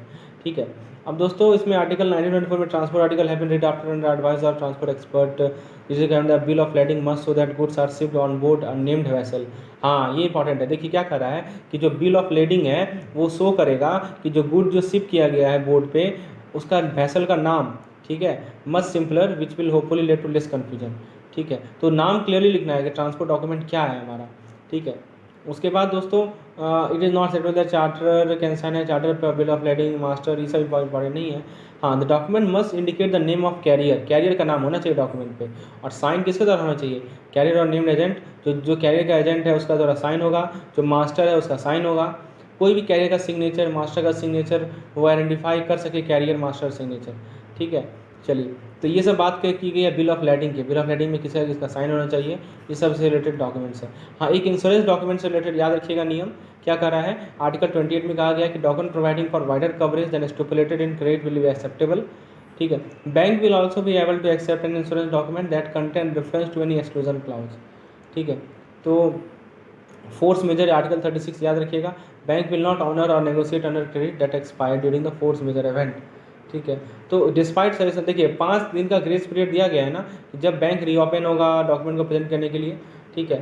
तो क्या कर रहा है, despite suggestion for option to allow grace period of 5 banking days after a bank of reopen for present document the position remain as such, ठीक है, दैट एक्सपायर्ड। तो बैंक कैसे कोई भी लेटर ऑफ क्रेडिट को नेगोशिएट या honour नहीं करेगी जो कि एक्सपायर हो चुका है फोर्स मेजर इवेंट में, ठीक है। तो ये आर्टिकल नंबर 36 कहता है। तो दोस्तों ये सब आपने देखा। अब जरा पार्टीज़ के लायबिलिटीज़ को देख लेते हैं। सबसे पहले आता है एप्लीकेंट। तो एप्लीकेंट का काम क्या है, वो कंप्लीट और प्रिसाइज इंस्ट्रक्शन देगा कैसे लेटर ऑफ क्रेडिट इशू होगा और उसको उससे रिलेटेड अमेंडमेंट से रिलेटेड, ठीक है, ये ध्यान रखना है। उसके बाद दोस्तों बात आती है इशूइंग बैंक की। तो इशूइंग बैंक का सबसे इंपॉर्टेंट रोल है कि इशूइंग बैंक क्या करेगा, डॉक्यूमेंट को एग्जामिन करेगा, जो एलसी इसने इशू किया उसको एग्जामिन करेगा रिजनेबल केयर के साथ और इंटरनेशनल स्टैंडर्ड के साथ, whether the document appear on face to be compliant the terms of credit. यदि मान लीजिए वो चाहता है कि डॉक्यूमेंट को रिफ्यूज़ करना चाहता है तो वो रिजनेबल टाइम में होना चाहिए। रिजनेबल टाइम क्या है, 5 बैंकिंग डेज, ठीक है। आर्टिकल 16 मैंने बताया ना आपको, ये इंपॉर्टेंट है कि यदि उस जो डॉक्यूमेंट्स है उसको यदि रिफ्यूज़ करना चाहता है तो उसको 5 बैंकिंग डे दिया है, ठीक है, कि आप डॉक्यूमेंट को क्या करें, रिसिप्ट के बाद 5 बैंकिंग डे के अंदर रिफ्यूज़ करें। एडवाइजिंग बैंक क्या करता है, एडवाइजिंग बैंक को पास ऑप्शन है कि वो एलसी को एडवाइस करे या ना करे, ठीक है। यदि वो एलसी को एडवाइस करेगा तो वो रिजनेबल केयर के साथ एडवाइस करे ऑथेंटिकेशन देखते हुए, और यदि नहीं करेगा एडवाइजिंग को तो इशूइंग बैंक को तुरंत का तुरंत इमीडिएटली क्या करे, इन्फॉर्म कर दे, ताकि इशूइंग बैंक अपने लेवल पे इसे चेक करे। कन्फर्मिंग बैंक का क्या काम है, कन्फर्मिंग बैंक क्या करता है कि अंडरटेकिंग देता है and in addition to the issuing bank at the request of issuing bank to make payment on the presentation of document as per terms and condition, कि वो अंडरटेकिंग देता है कि पेमेंट मिल जाएगा, ठीक है, कब, जब डॉक्यूमेंट प्रेजेंट किया जाएगा तब। नेगोशिएटिंग बैंक क्या करता है, नेगोशिएटिंग बैंक का रिस्पॉन्सिबिलिटी है कि डॉक्यूमेंट को एग्जामिन करना पेमेंट देने से पहले। साइट एलसी में मैंने बताया था ना कि जैसे एक्सपोर्टर डॉक्यूमेंट देगा शिपिंग डॉक्यूमेंट तो तुरंत उसे पेमेंट दे देगा, तो उसको देखना है कि डॉक्यूमेंट सही है या नहीं है, एग्जामिन करना है। और यदि रिम्बर्सिंग बैंक पे नहीं करता है नेगोशिएटिंग बैंक को तो अल्टीमेटली रिस्पॉन्सिबिलिटी किसकी रहेगी, तो ओपनिंग बैंक की रहेगी, ये मैंने बताया है। ओपनिंग बैंक लायबल रहेगा, ओपनिंग बैंक को नेगोशिएटिंग बैंक को पेमेंट करना पड़ेगा। और टाइम लॉ कितना है डॉक्यूमेंट रिव्यू का, 5 बैंकिंग डेज, ये मैंने बताया है। यदि मान लीजिए एक्सेसिव डिटेल है या कोई reference of credit previously issued है, ताकि ये होना चाहिए, डिटेल होना चाहिए ताकि कोई कन्फ्यूजन नहीं रहे, कोई मिसअंडरस्टैंडिंग नहीं रहे। एप्लीकेंट क्या करेगा, बैंक को इंडेमनीफाई करेगा against any obligation impose by foreign law. Bank do not assume any responsibility for genuineness of, हाँ ये इंपॉर्टेंट है, यहाँ से क्वेश्चन पूछिएगा, डॉक्यूमेंट जेन्युइन है या नहीं, ठीक है, तो उसके लिए बैंक कोई रिस्पॉन्सिबिलिटी नहीं लेती है, बैंक को डॉक्यूमेंट से मतलब है, ठीक है। चलिए, उसके बाद दोस्तों कुछ इंपॉर्टेंट डॉक्यूमेंट्स के बारे में बात करते हैं। तो देखिए एक नटसेल में मैं आपको बता दूं, bill of exchange, invoice, bill of lading, insurance policy, certificate of origin, packing list, weight list and other document. तो कुल मिलाकर ये आपके पास छः इंपॉर्टेंट डॉक्यूमेंट्स हैं। अब हम लोग इसके बारे में डिटेल में डिस्कशन करते हैं, एक एक करके स्टार्ट करते हैं। सबसे पहले डिस्कस करते हैं बिल ऑफ एक्सचेंज को।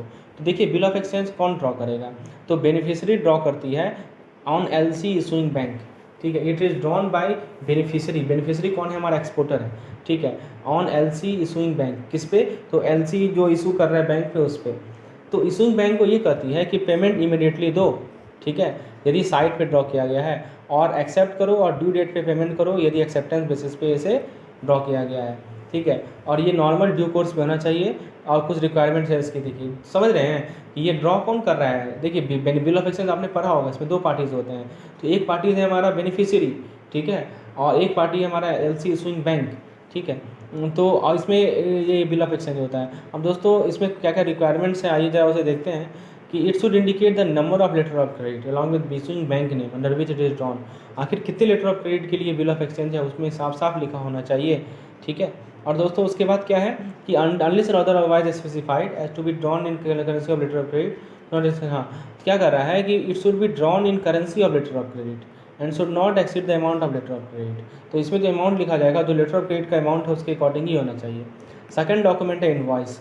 इनवॉइस क्या होता है? तो दोस्तों इनवॉइस क्या है कि ये सेलर इनवॉइस बनाएगा या बेनिफिशियरी इनवॉइस बनाएगी, जो भी लेटर ऑफ क्रेडिट में लिखा गया उतना का। It should endless otherwise it should be made out of the name of applicant. किसके नेम में होना चाहिए इनवॉइस?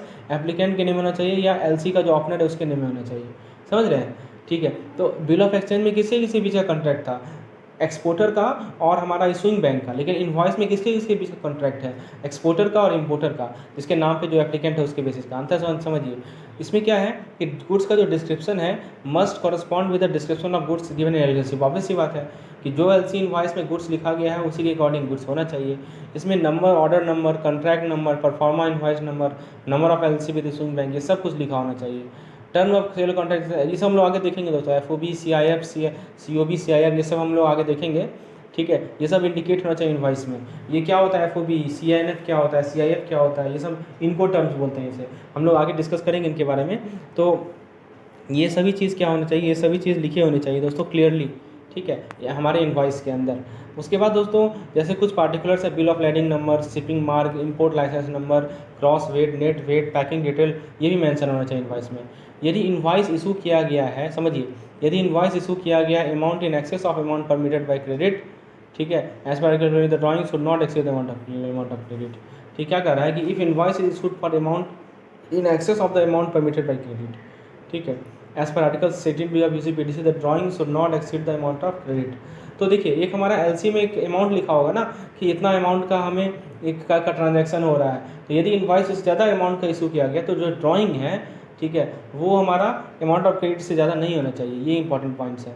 तो ये हमारा इनवॉइस से रिलेटेड है। थर्ड है हमारा bill of landing. Bill of landing basically transport document होता है जिसमें लिखा रहता है गुड्स का मूवमेंट कहाँ से, एक्सेप्टेंस पॉइंट से डेस्टिनेशन पॉइंट तक। तो बेसिकली ये ट्रांसपोर्ट डॉक्यूमेंट होता है। एक रिसिप्ट होता है जो कि शिप ऑनर इशू करती है। ध्यान दीजिएगा, कौन इशू कर रहा है? Ship owner. अब इनवॉइस कौन इशू कर रहा था? एक्सपोर्टर। और बिल ऑफ एक्सचेंज कौन इशू कर रहा था? एक्सपोर्टर। लेकिन ये कौन इशू कर रहा है? Bill of landing ship owner issue कर रहा है, या इसके और कोई ऑथराइज एजेंट इशू करते हैं। उसमें ये लिखा रहता है कि जो भी गुड्स है उसका क्वांटिटी कितना है, क्वालिटी कितना है, डिस्क्रिप्शन क्या है, उसको शिप किया गया इस डेट में और इस वेसल के थ्रू और डिलीवर किया गया इस पर्सन को, ठीक है, जो कि कॉन्साइगनी एज ऑर्डर, ठीक है, after payment of all dues to the shipping company. ठीक है, तो ये सब कुछ लिखा रहता है हमारा किसके अंदर? बिल ऑफ लैंडिंग के अंदर। और बिल ऑफ लैंडिंग को जो है सेट ऑफ नंबर में होना चाहिए, set with the number of non negotiable copies as stable letter of credit. It should bear the signature of ship owner or is authorised agent. The description of goods should correspond with the requirement names of letter of credit and mention in invoice. Payment of freight should be clearly indicated in the bill of landing as per the requirement of letter of credit. ठीक है, तो freight का payment clearly indicate होना चाहिए वहाँ पे। A letter of credit should call for shipped on board bill of lading accordingly. The BL should bear such clause. Bank of bill of lading should bear such clause. The date of shipment should be within the date of, हाँ ये ध्यान दीजिएगा कि जब bill of landing और date of shipment है वो stipulated जो किया गया letter of credit parcel shipment में या ट्रांसशिपमेंट में उसके अंदर ही होना चाहिए। ठीक है, जो भी ग्रॉस वेट है, जो भी नेट वेट है, सो भी उसको जैसे इनवॉइस में है वैसे बिल ऑफ लैंडिंग में होना चाहिए। BL मतलब bill of landing. BL should not generally be dated prior to the date of issuance. ये इंपॉर्टेंट है, यहाँ से क्वेश्चन पूछा जाएगा कि जब बिल ऑफ लैंडिंग है जो हमारा LC का इशुएंस है उससे पहले का नहीं होना चाहिए, अनलेस जब तक कोई स्पेसिफिक इन्फॉर्मेशन वहाँ नहीं लिखा गया तब तक। ठीक है, उसके बाद दोस्तों इस चीज़ को समझने से पहले, इंश्योरेंस पॉलिसी को समझने से पहले हम लोग डिस्कस करते हैं दोस्तों इनको टर्म्स को। इनको टर्म्स समझ लेंगे तो सब समझने में आसानी होगी। तो दोस्तों इनको टर्म्स क्या होता है? तो इनको टर्म्स में क्या है? इंटरनेशनल कॉमर्शियल टर्म्स, ठीक है, उसे कहते हैं इंटरनेशनल कॉमर्शियल। इनको का फुल फॉर्म है इंटरनेशनल कॉमर्शियल टर्म। और इसमें 3 लेटर ट्रेड टर्म रहता है। हम लोग आगे देखेंगे कि 3 लेटर कौन कौन से होते हैं। तो ये 3 लेटर ट्रेड टर्म होता है। ये ICC ने इशू किया था, ठीक है, तो 2000 ये ICC ने इशू किया था। और 11 टोटल 11 इनको टर्म्स होते हैं। ये 11 जो लिखा हुआ है ना वो दिखा रहा है कितने इनको टर्म्स हैं। तो टोटल 11 इनको टर्म्स हैं। आप पूछेंगे ICC क्या है? तो इंटरनेशनल चैम्बर ऑफ कॉमर्स होता है ICC। ये कब इशू किया था? 2010 में इशू किया गया था, लेकिन फिर से एक नया रिवीजन आया है इसका 2020 का। ठीक है, इसमें क्या होता है? इसमें डिलीवरी पॉइंट ऑफ सेलर होता है कि सेलर कहाँ पे डिलीवर करेगा। इसमें रिस्पॉन्सिबिलिटी कहा जाता है, रिस्क है, कॉस्ट है, किसका है। देखिए किसी भी एक्सपोर्ट में इस डायग्राम से हम लोग समझेंगे, ये है हमारा सेलर और ये है हमारा बायर, ठीक है। तो किसकी जिम्मेवारी है कहाँ तक, ये सभी प्रोसेस है, first carrier, arrival ship, loading point, destination port, loading port है सॉरी, डेस्टिनेशन पोर्ट, ठीक है। फिर है अलॉन्ग साइड शिप, ये अलॉन्ग साइड शिप है फाइनल कैरियर। तो ये जितने भी स्टेप्स है ना, इसमें जिम्मेवारी किसकी है, कौन कॉस्ट को बियर करेगा, कौन रिस्क को बियर करेगा, ये सभी चीज़ ये 11 इनको टर्म्स में लिखे रहते हैं। और इसको लिखते कैसे हैं हम लोग, इनको टर्म्स ऑब्लिंग में पोर्ट और प्लेस लिखते हैं, ये इसका सिंबल है, ठीक है। किसी भी इनको टर्म्स को शो करने का सिंबल है, यहाँ पे इनको टर्म का नाम लिखना है, यहाँ पे पोर्ट लिखना है, यहाँ प्लेस लिखना है। और ये कब है, नया रिवाइज वर्जन कब आया है, तो 2020 का आया है। तो दोस्तों इस पार्टिकुलर टेबल से आप चीज़ों को समझ सकते हैं। इसको मैं थोड़ा और जूम कर देता हूँ ताकि आपको सही से दिखे। देखिए इसमें EXW है, FCA है, FCA, FAS, FOB, CFR, CIF, ये जितना भी नाम आप देख रहे हैं ना, ये सभी के सभी क्या है, ये सभी के सभी हमारे इनको टर्म्स है। आप गिने तो 11 आपको मिलेगा, ठीक है। अब दोस्तों देखिए इसमें क्या है, काम का चीज़ समझिए कि ये जो है हमारा सेलर है, ये क्या है हमारा, ये सेलर है। उसके बाद दोस्तों आता है फर्स्ट कैरियर, उसके बाद आता है अलॉन्ग साइड शिप, उसके बाद आता है दोस्तों हमारा पोर्ट, लोडिंग पोर्ट, उसके बाद आता है हमारा शिपमेंट हुआ, या तो एयर वे होगा या लैंड वे होगा या आपका वाटर वे होगा, ये डेस्टिनेशन पोर्ट आता है, ये अलॉन्ग साइड शिप आता है, ये फाइनल कैरियर है ये, ठीक है। तो आप एक चीज़ यहाँ नोटिस कीजिए कि हमारा जो पहला है वो है EXW को कहते हैं एक्स वर्क। यहाँ पे देखिए, यहाँ पे जो ग्रीन में दिखाया गया है ना, तो ग्रीन में यहाँ पे देखिए साफ साफ लिखा हुआ है कि ये जो ग्रीन में दिखाया गया है, हाँ, और यहाँ पे आप देख सकते हैं कि यहाँ पे रेड वाला पोर्शन है, ठीक है। तो किसकी रिस्पॉन्सिबिलिटी कहाँ तक है वो यहाँ पे शो किया गया है दोस्तों। तो सबसे पहले हम लोग स्टार्ट करते हैं एक्स वर्क से, EXW से। एक्स वर्क में क्या है, इट रिप्रेजेंट द, देखिए EXW में दिख रहा है केवल आपको इतना दूर मार्क है, मतलब इतना ही दूर ग्रीन है, ठीक है। इसमें क्या है, it represents the seller minimum obligation. यहाँ पे सेलर का सबसे कम ऑब्लिगेशन है। सेलर का ऑब्लिगेशन बस इतना है कि वो बस क्या कर दे, वो बस गुड्स को जो भी मटेरियल है, जो भी मटेरियल है उसको फर्स्ट कैरियर से पहले तक छोड़ दे, ठीक है। तो सेलर का मिनिमम ऑब्लिगेशन है, as seller only has to make the good available at it location, मतलब उसको केवल गुड्स को लोकेट करना है, गुड्स को अवेलेबल करना है लोकेशन पे। तो सबसे मिनिमम ऑब्लिगेशन वाला कौन सा है, तो EXW है, ठीक है, ये याद रखिएगा। उसके बाद एक और पॉइंट देखिए, the seller does not load the good, तो गुड्स का लोडिंग, ठीक है, ये सब का सब सेलर नहीं करेगा, ये सब का सब कौन करेगा, बायर करेगा। तो buyer bear all the cost for transportation, export import duties, cargo insurance, as well as risk of breaking the goods to the final destination या कस्टम फॉर्मेलिटीज़। तो आप देखिए ना यहाँ पे इस चार्ट में साफ साफ दिख रहा है आपको कि केवल इतना दूर है सेलर का कंट्रीब्यूशन, ठीक है।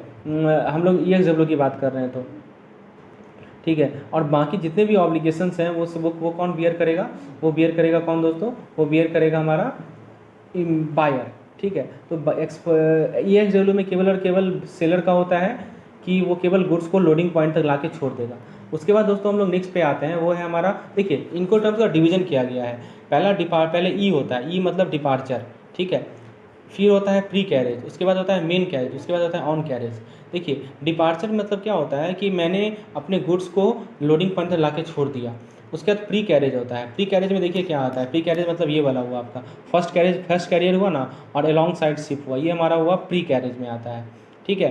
प्री कैरेज में first carrier, alongside ship, और उसके बाद आप इसे भी ले सकते हैं, लोडिंग पोर्ट भी ले सकते हैं। ये सब आता है प्री कैरेज, मतलब कैरेज होने से पहले, ठीक है ना। क्या क्या है, FCA, FAS और FOB, ऐसे आप लोग आसानी से याद रख सकते हैं। ई से स्टार्ट वाला ये है, F से स्टार्ट वाला ये तीनों है। उसके बाद आता है मेन कैरेज। मेन कैरेज कहाँ से कहाँ तक है वो देखिए, मेन कैरेज है दोस्तों, मेन कैरेज देखिए कहाँ से कहाँ तक है। मेन कैरेज है लोडिंग पोर्ट हो गया, लोड हो गया माल इसमें, अब लोड होके ये शिप हो रहा है, तो शिपमेंट के दौरान, ठीक है, डेस्टिनेशन पोर्ट तक हमारा आता है क्या, हमारा आता है यहाँ पे अलॉन्ग साइड शिप तक, ठीक है, ये हमारा आता है मेन कैरेज। और मेन कैरेज के बाद जो लास्ट आता है दोस्तों वो होता है हमारा ऑन कैरेज, जिससे डी से होता है, DAP, DPU, DDP। तो इसको आप आसानी से याद रख सकते हैं। देखिए कैसे याद रखिएगा, पहले आएगा ई वाला, उसके बाद F आएगा, फिर C आएगा, फिर D आएगा, EFCD, ठीक है। तो departure, pre carriage, main carriage और ऑन कैरेज। देखिए डिपार्चर कहाँ से कहाँ तक है, देखिए सबसे पहले ई वाला तो यहाँ तक है, ई वाला ये ई हो गया, ठीक है। उसके बाद दोस्तों यहाँ से लेके आप स्टार्ट कीजिए, ठीक है, यहाँ से लेके स्टार्ट कीजिए, यहाँ से लेके आपका यहाँ तक हो गया, देखिए ना, FOB वाला हो गया, F वाला आ गया। उसके बाद यहाँ से C स्टार्ट होता है, C यहाँ तक आता है, और फाइनली ये दोनों D में आता है। तो E में केवल 1 है, F वाले में 4 है, C वाले में 4 है और D वाले में 2 है, ठीक है, D वाले में 3 है दोस्तों। तो अब देखिए हम लोग नेक्स्ट की बात करते हैं। नेक्स्ट है हमारा ग्रुप एफ वाले में बात करते हैं, FCA। FCA का मतलब होता है फ्री कैरियर। तो देखिए फ्री कैरियर कहाँ लिखा हुआ है, डायग्राम में देखिए, तो फ्री कैरियर इसके बाद आता है। मतलब इसमें क्या है कि एक्सपोर्ट फॉर्मेलिटीज़ और loading at point of origin, तो ये भी हो जाता है। ये भी किसकी जिम्मेदारी हो जाती है, देखिए ऑरिजिन इनलाइन फ्रेट, तो ये सब जिम्मेदारी है FCA में। तो FCA में देखिए क्या लिखा हुआ है, FCA में लिखा हुआ है कि सेलर क्या करेगा, सेलर डिलीवर कर देगा गुड्स को कैरियर में, और फिर मतलब फर्स्ट कैरियर वाला काम कर देता है कौन, सेलर। तो सेलर क्या करेगा, डॉक्यूमेंट जो गुड्स है उसको लाएगा वहाँ तक, और फिर कैरियर भी कर देगा, deliver the goods to the carrier, ठीक है, और clear the good for export. तो जब गुड डिलीवर हो जाएगा कैरियर पे, तो उसके बाद सारी जिम्मेवारी किसकी, बायर की, ठीक है। ये हमारा फ्री कैरियर, ठीक है। तो बायर रिस्पॉन्सिबल होगा procuring the paying for the cargo insurance and all import formalities. FCA जो है मोस्ट कॉमनली यूज्ड इनको टर्म्स है, ये ध्यान रखिएगा। ये 40% जो इंटरनेशनल शिपमेंट होता है वो FCA ही होता है, ठीक है। और ये मोस्ट फेवरेबल है बायर के लिए, जो चाहते हैं पूरा का पूरा कॉस्ट कंट्रोल या ट्रांसपोर्टेशन कंट्रोल इससे रिगार्डिंग। FCA के बाद आता है दोस्तों FAS होता है फ्री अलॉन्ग साइड शिप। तो दोस्तों देखिए फ्री कैरियर के बाद हमारा आता है अलॉन्ग साइड शिप, ठीक है, FOS जिसे हम लोग कहते हैं। तो तो इस केस में क्या होता है, FOS में क्या होता है, FAS में क्या होता है दोस्तों, FAS में जो सेलर होता है वो तो गुड्स को डिलीवर करेगा ही, कहाँ तक, अलॉन्ग साइड द वेसल, तो वेसल के अलॉन्ग साइड तक डिलीवर कर देगा, ठीक है, at the name port of shipment. तो जो पोर्ट ऑफ शिपमेंट में जहाँ भी वेसल लगा हुआ है वहाँ तक उसे क्या करेगा, डिलीवर कर देगा। और फिर उसको रिक्वायरमेंट होती है, it is required to clear the good for export. तो जो लॉस का रिस्क हो गया, डैमेज का रिस्क हो गया, वो बायर को चला जाता है। जब गुड्स, मान लीजिए कि गुड्स है वेसल के अलॉन्ग साइड, वहाँ पे कुछ डैमेज आया तो वो जिम्मेवारी किसकी, बायर की जिम्मेवारी। तो मैंने बताया ना आपको कि ये जो पार्टिकुलर अपना इनको टर्म्स होता है, इसमें बांटा गया है रिस्क को, रिस्पॉन्सिबिलिटी को या कॉस्ट को, कौन बियर करेगा कॉस्ट को, ठीक है, ये सब में डिवीजन किया गया है।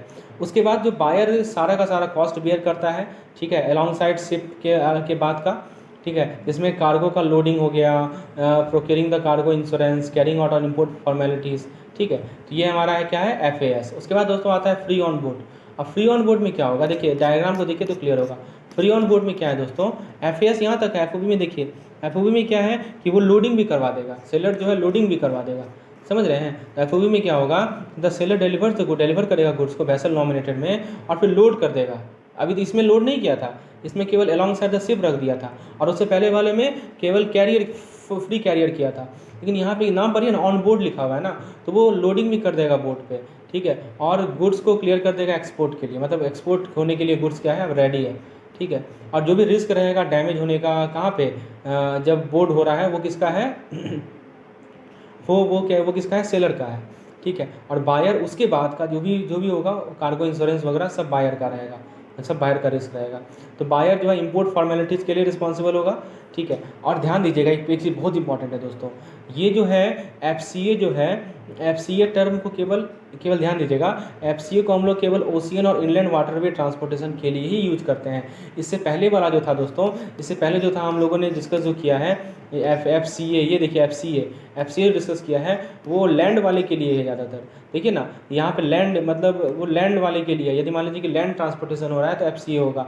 लेकिन यदि वाटरवे ट्रांसपोर्टेशन है, तो वाटरवे ट्रांसपोर्टेशन है तो आपका देखिए FAS और FOB जो होगा वो वाटरवे होता है, ठीक है, ये वाटरवे होता है। तो ये आपको ध्यान रखना है कि खासकर जो FOB जो मैंने बात किया फ्री ऑन बोर्ड, तो ये केवल और केवल ये पूछेगा क्वेश्चन, ये वाटरवे ट्रांसपोर्टेशन के लिए ही एप्लीकेबल है, ठीक है। चलिए, तो ये आपको क्लियर हो गया। उसके बाद दोस्तों आता है CIR। अब देखिए C वाला टर्म शुरू हो गया।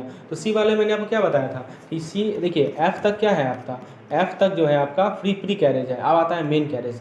तो ऑब्वियस सी बात है C वाले जितने भी होंगे सब तो वाटरवे के लिए ही होंगे ना, इसमें लैंड वाला आ सकता है क्या, बिल्कुल नहीं आ सकता, क्योंकि यहाँ पे कैरेज हो रहा है। तो अब देखिए हम लोग डिस्कस करते हैं, पहला है कॉस्ट इंश्योरेंस एंड फ्रेट। अब देखिए इसमें क्या होता है कि सेलर जो है गुड्स को क्लियर कर देगा एक्सपोर्ट, और दोस्तों इंश्योरेंस का भी कॉस्ट कवर कर लेगा, कहाँ तक, डेस्टिनेशन के पोर्ट तक, यही है, समझ रहे हैं। इसमें बताइए, आपसे पूछेगा CIF में सेलर का क्या क्या रिस्क है, तो आप बताएंगे। देखिए CIF में सेलर का पहला रिस्क है कि उसे अपना जो सामान है वो लाना है, वो उसको लाना है, ठीक है। उसके बाद दोस्तों उसको फर्स्ट कैरियर करवाना है, उसके बाद दोस्तों उसको अलॉन्ग साइड शिप रखवाना है, उसके बाद दोस्तों उसको लोडिंग पोर्ट पे वेसल में लोड करना है, उसके बाद दोस्तों उसको इंश्योरेंस भी देना है डेस्टिनेशन पोर्ट तक का। तो ये सभी के सभी जिम्मेवारी किसकी, तो सेलर की, समझ रहे हैं। तो ये हमारा सेलर की जिम्मेवारी, तो हम लोग वही डिस्कस कर रहे हैं दोस्तों CIF। ये काफ़ी इंपॉर्टेंट है, समझिए। तो CIF में क्या होता है कि सेलर गुड्स को क्लियर कर देता है कहाँ तक, पोर्ट ऑफ डेस्टिनेशन तक, और जो मेन कैरेज होता है transit to the port of destination in sale contract. तो जो लॉस डैमेज होगा, ठीक है, वो सब का सब होगा सेलर का। बायर किसके लिए रिस्पॉन्सिबल है, तो जो भी carriage cost, on carriage cost है, इंपोर्ट फॉर्मेलिटीज़ है, अनलोडिंग कॉस्ट है, ये सब बायर का है। Buyer should note that the seller is only required to procure the minimum insurance coverage. हाँ, ठीक है। और दोस्तों अब मैं तो मैंने पहले ही बता दिया कि जो सी वाला जितना भी है सब ओशियन या इनलैंड वाटरवे ट्रांसपोर्टेशन के लिए ही है, कोई भी लैंडवे के लिए नहीं और कोई भी एयरवे के लिए नहीं, ठीक है। तो ये मिनिमम इंश्योरेंस कवरेज जो है वो सेलर देगा इस केस में, नाम ही है CIF, आई से इंश्योरेंस होता है, ठीक है। तो कॉस्ट इंश्योरेंस एंड फ्रेट। उसके बाद दोस्तों आता है CPT। देखिए CPT उसके आगे का चीज़ है, देखिए यहाँ पे मैंने डायग्राम में समझाया है। देखिए CPT इसके बाद आता है। CPT में अनलोडिंग भी करवा देगा सेलर ही। CIP में क्या करेगा, अलॉन्ग साइड शिप रखवा देगा, ठीक है। तो दोस्तों ये सब आपको ध्यान रखना है। तो हम लोग जरा बात करते हैं CPT का। तो CPT में क्या है कि सेलर गुड्स को क्लियर करेगा एक्सपोर्ट के लिए और प्री कैरेज पेमेंट भी कर देता है, and pay for pre carriage and main carriage to the name place of destination, ठीक है। तो प्री कैरेज पेमेंट कर देगा, मेन कैरेज पेमेंट कर देगा डेस्टिनेशन प्लेस तक, ठीक है।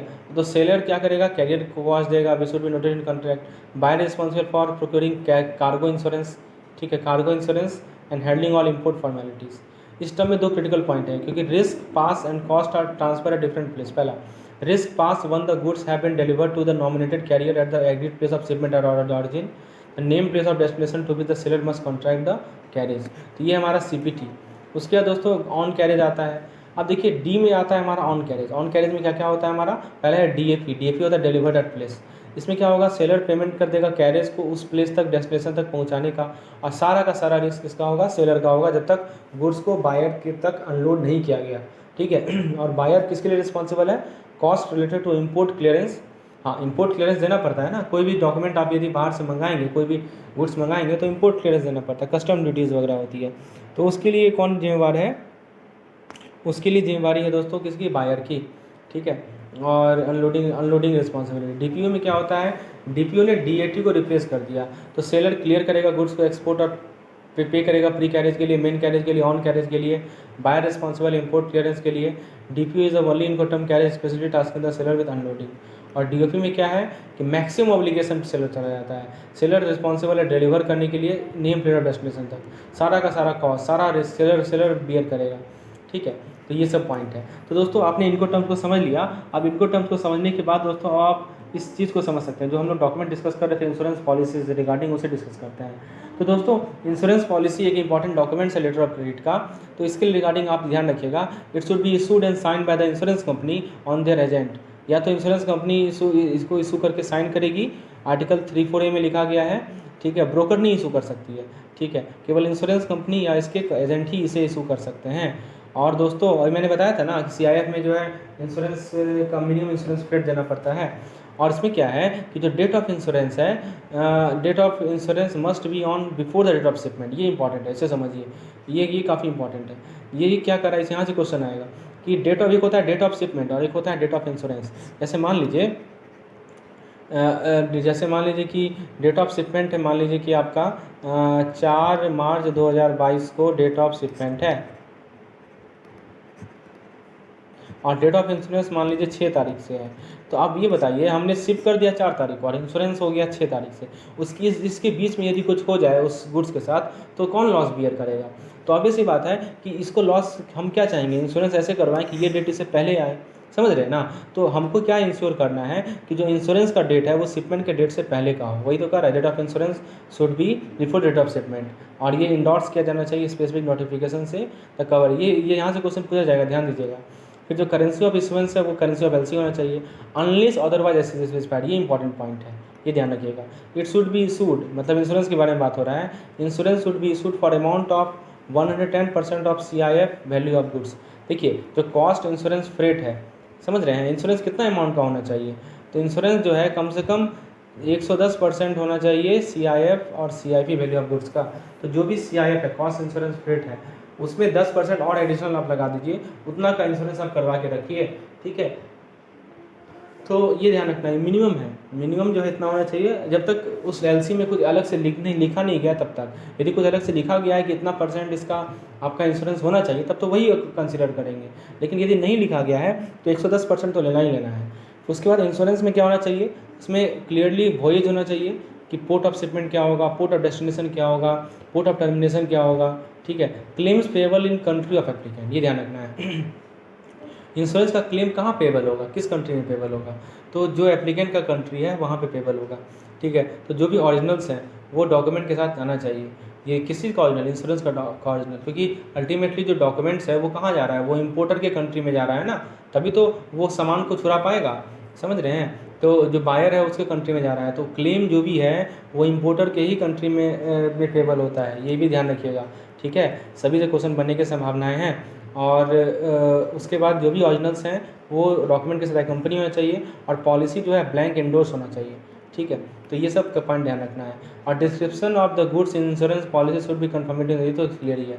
उसके बाद दोस्तों अगला जो डॉक्यूमेंट्स है वो है सर्टिफिकेट ऑफ ऑरिजिन। तो आखिर ये ऑरिजिन कहाँ से हो रहा है उसका एक सर्टिफिकेट देना पड़ता है कि गुड्स कहाँ से ऑरिजिन हो रहा है। और ये जो सर्टिफिकेट होता है दोस्तों उसको कौन साइन करेगा, उसको साइन करेगा दोस्तों इंडिपेंडेंट अथॉरिटी। कौन इंडिपेंडेंट अथॉरिटी है, जैसे चैम्बर ऑफ कॉमर्स हो गया, कि इसमें गुड्स, इसमें चैम्बर ऑफ कॉमर्स इसे साइन कर सकती है और इसे इशू कर सकती है, जिसमें ऑरिजिन ऑफ गुड्स बताएंगे, वो वैल्यू बताएंगे, इनवॉइस नंबर बताएंगे, बिल ऑफ लैंडिंग नंबर बताएंगे, ठीक है। तो ये होना चाहिए सर्टिफिकेट ऑफ ऑरिजिन। और ये ध्यान रखना है कि जो गुड का ऑरिजिन हो रहा है वो किसी भी वार फाइट कंट्री से नहीं हो जहाँ पे कोई बैंड हजार्डस गुड्स हो, समझ रहे हैं, ये ध्यान रखना है। इसके बाद दोस्तों एक टर्म आता है crystallization of foreign currency liability, ठीक है। इसको समझते हैं दोस्तों, crystallization of foreign currency liability क्या होता है, क्योंकि ये काफ़ी इंपॉर्टेंट है, ये से रिलेटेड क्वेश्चन पूछे जाते हैं, तो इसको मैं आपको एग्जाम्पल से समझाता हूँ दोस्तों। So we are discussing crystallization of foreign currency liability. देखिए समझिए,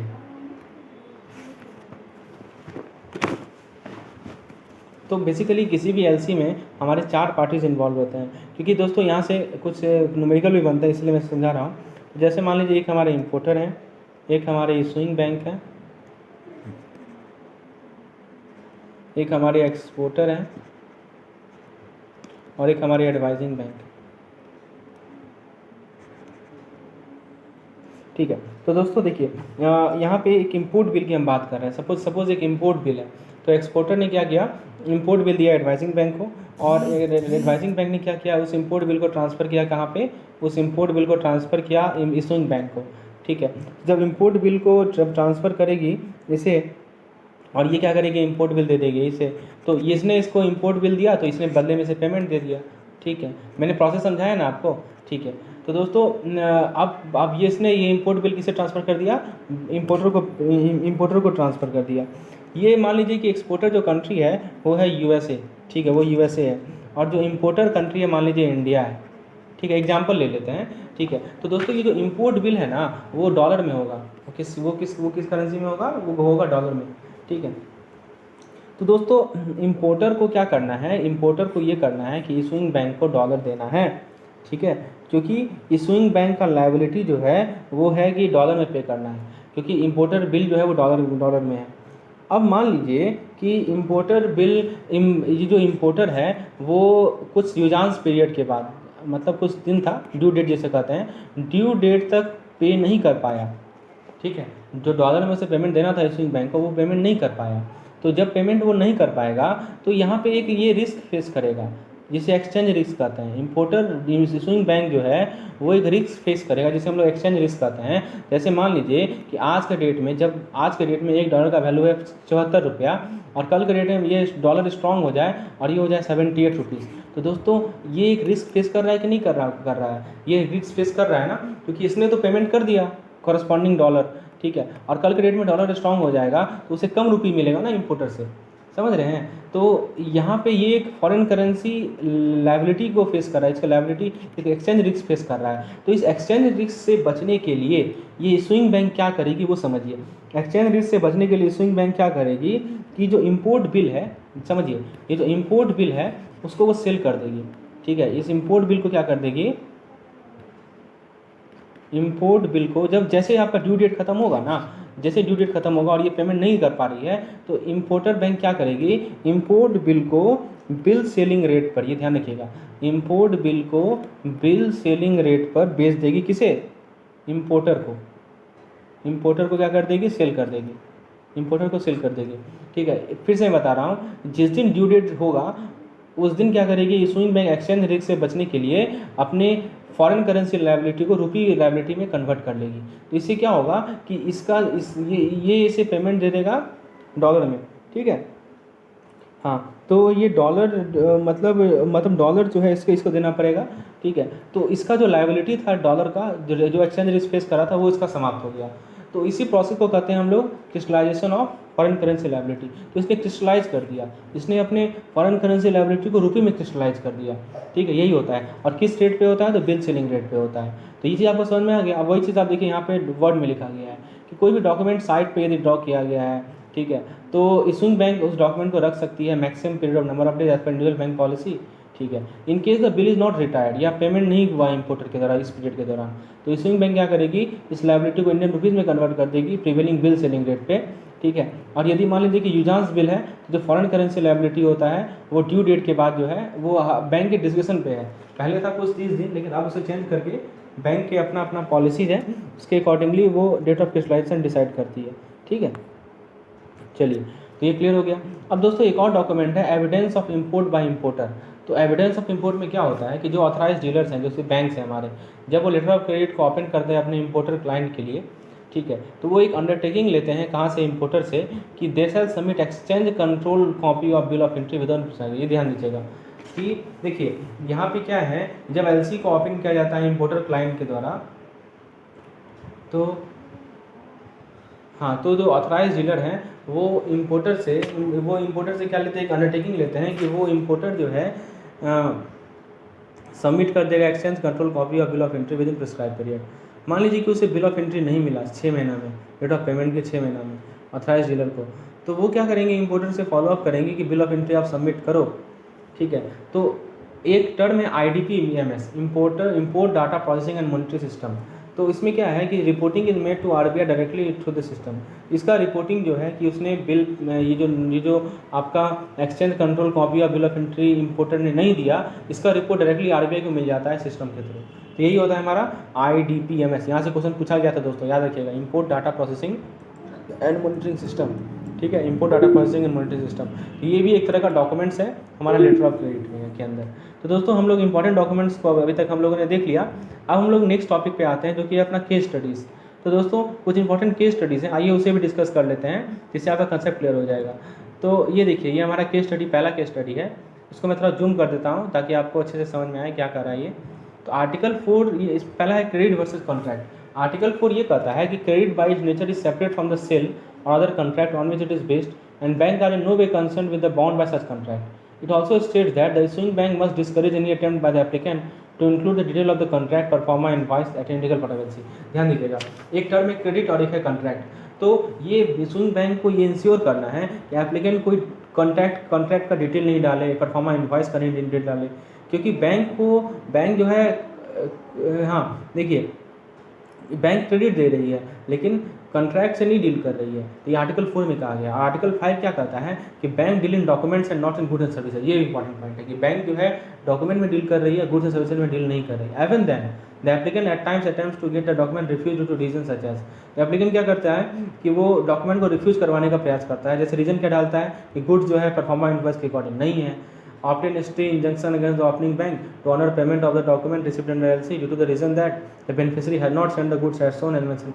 तो वो क्या करता है कि वो ओपनिंग बैंक के अगेंस्ट स्टे लगाने का प्रयास करता है कि मैं इस डॉक्यूमेंट को पेमेंट ऑनर नहीं करूँगा क्योंकि गुड्स जैसा कहा गया था वैसा मुझे मिला नहीं। अब बताइए इस केस में क्या होगा, इसका मैं आपको सॉल्यूशन बताता हूँ दोस्तों, समझिएगा। ऐसे क्वेश्चन पूछा जाएगा तो आप क्या कीजिएगा। तो यहाँ पे क्या है कि यहाँ पे एक ब्रीच हो जाएगा कॉन्ट्रैक्ट में, बायर और सेलर के बीच में, क्योंकि डॉक्यूमेंट, हाँ, तो अब ब्रीच होगा तो बताइए इसमें क्या होगा कि डॉक्यूमेंट अल्टीमेटली किसकी लायबिलिटी हो जाएगी, इशूइंग बैंक की लायबिलिटी हो जाएगी।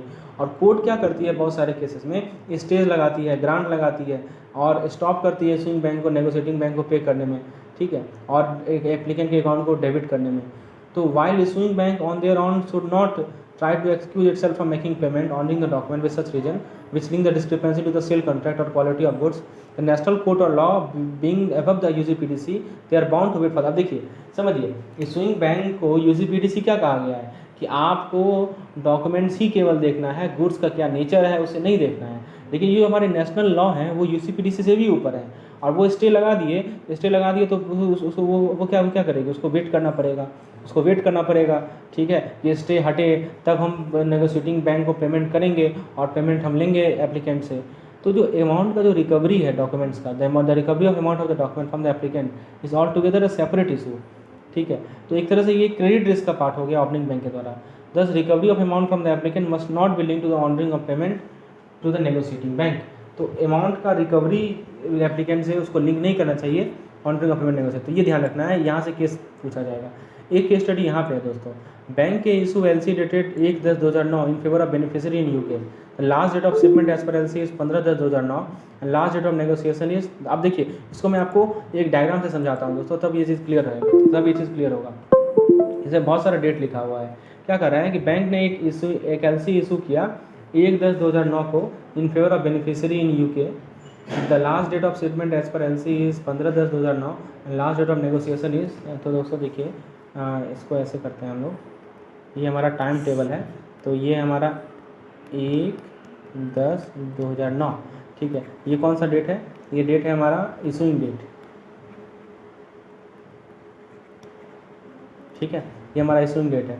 और लास्ट डेट ऑफ शिपमेंट है 15/10/2009। तो ये हमारा मान लीजिए 15/10/9, ये क्या है,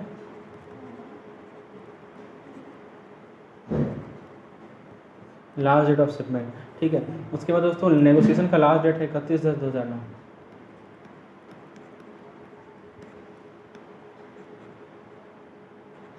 नेगोशिएशन लास्ट डे ये कब है, 31/10/2009, ठीक है। The beneficiary present the document to bank B for negotiation on 5/10/2009। अब देखिए यहाँ पे प्रोसेस में समझा देता हूँ, देखिए क्या हो रहा है। तो ये बैंक ए है, ये इशूइंग बैंक है, इसका अपना बायर होगा, ठीक है। और यहाँ पे क्या है, इसका ये अपने इसका बैंक भी है, एक्सपोर्टर का बैंक भी है, और ये हमारा कौन है, एक्सपोर्टर है,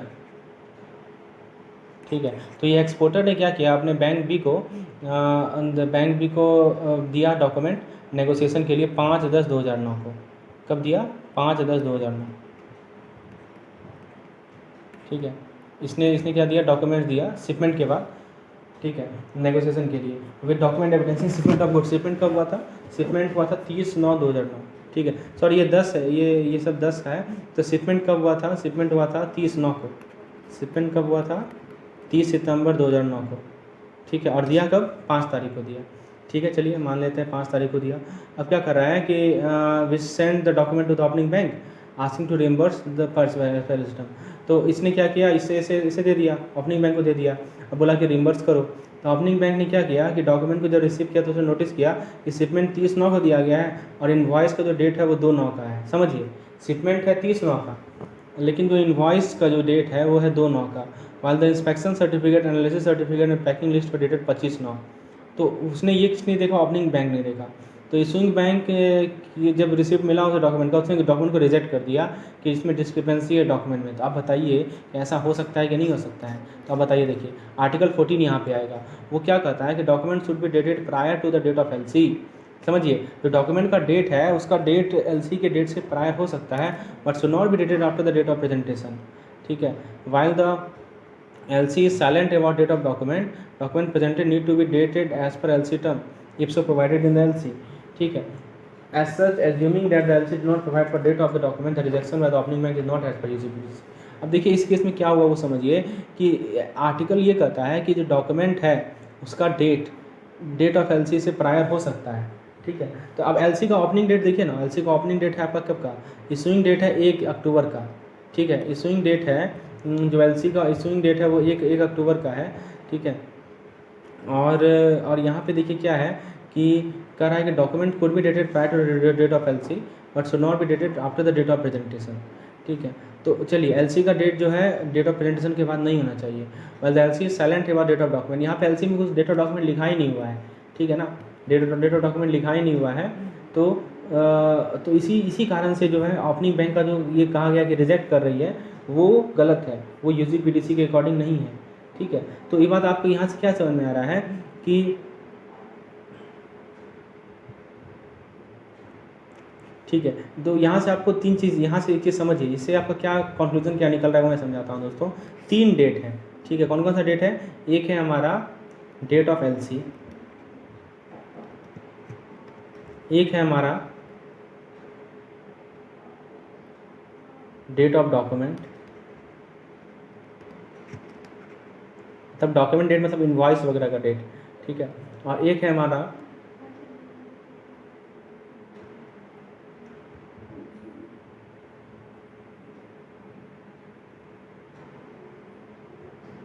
डेट ऑफ प्रेजेंटेशन।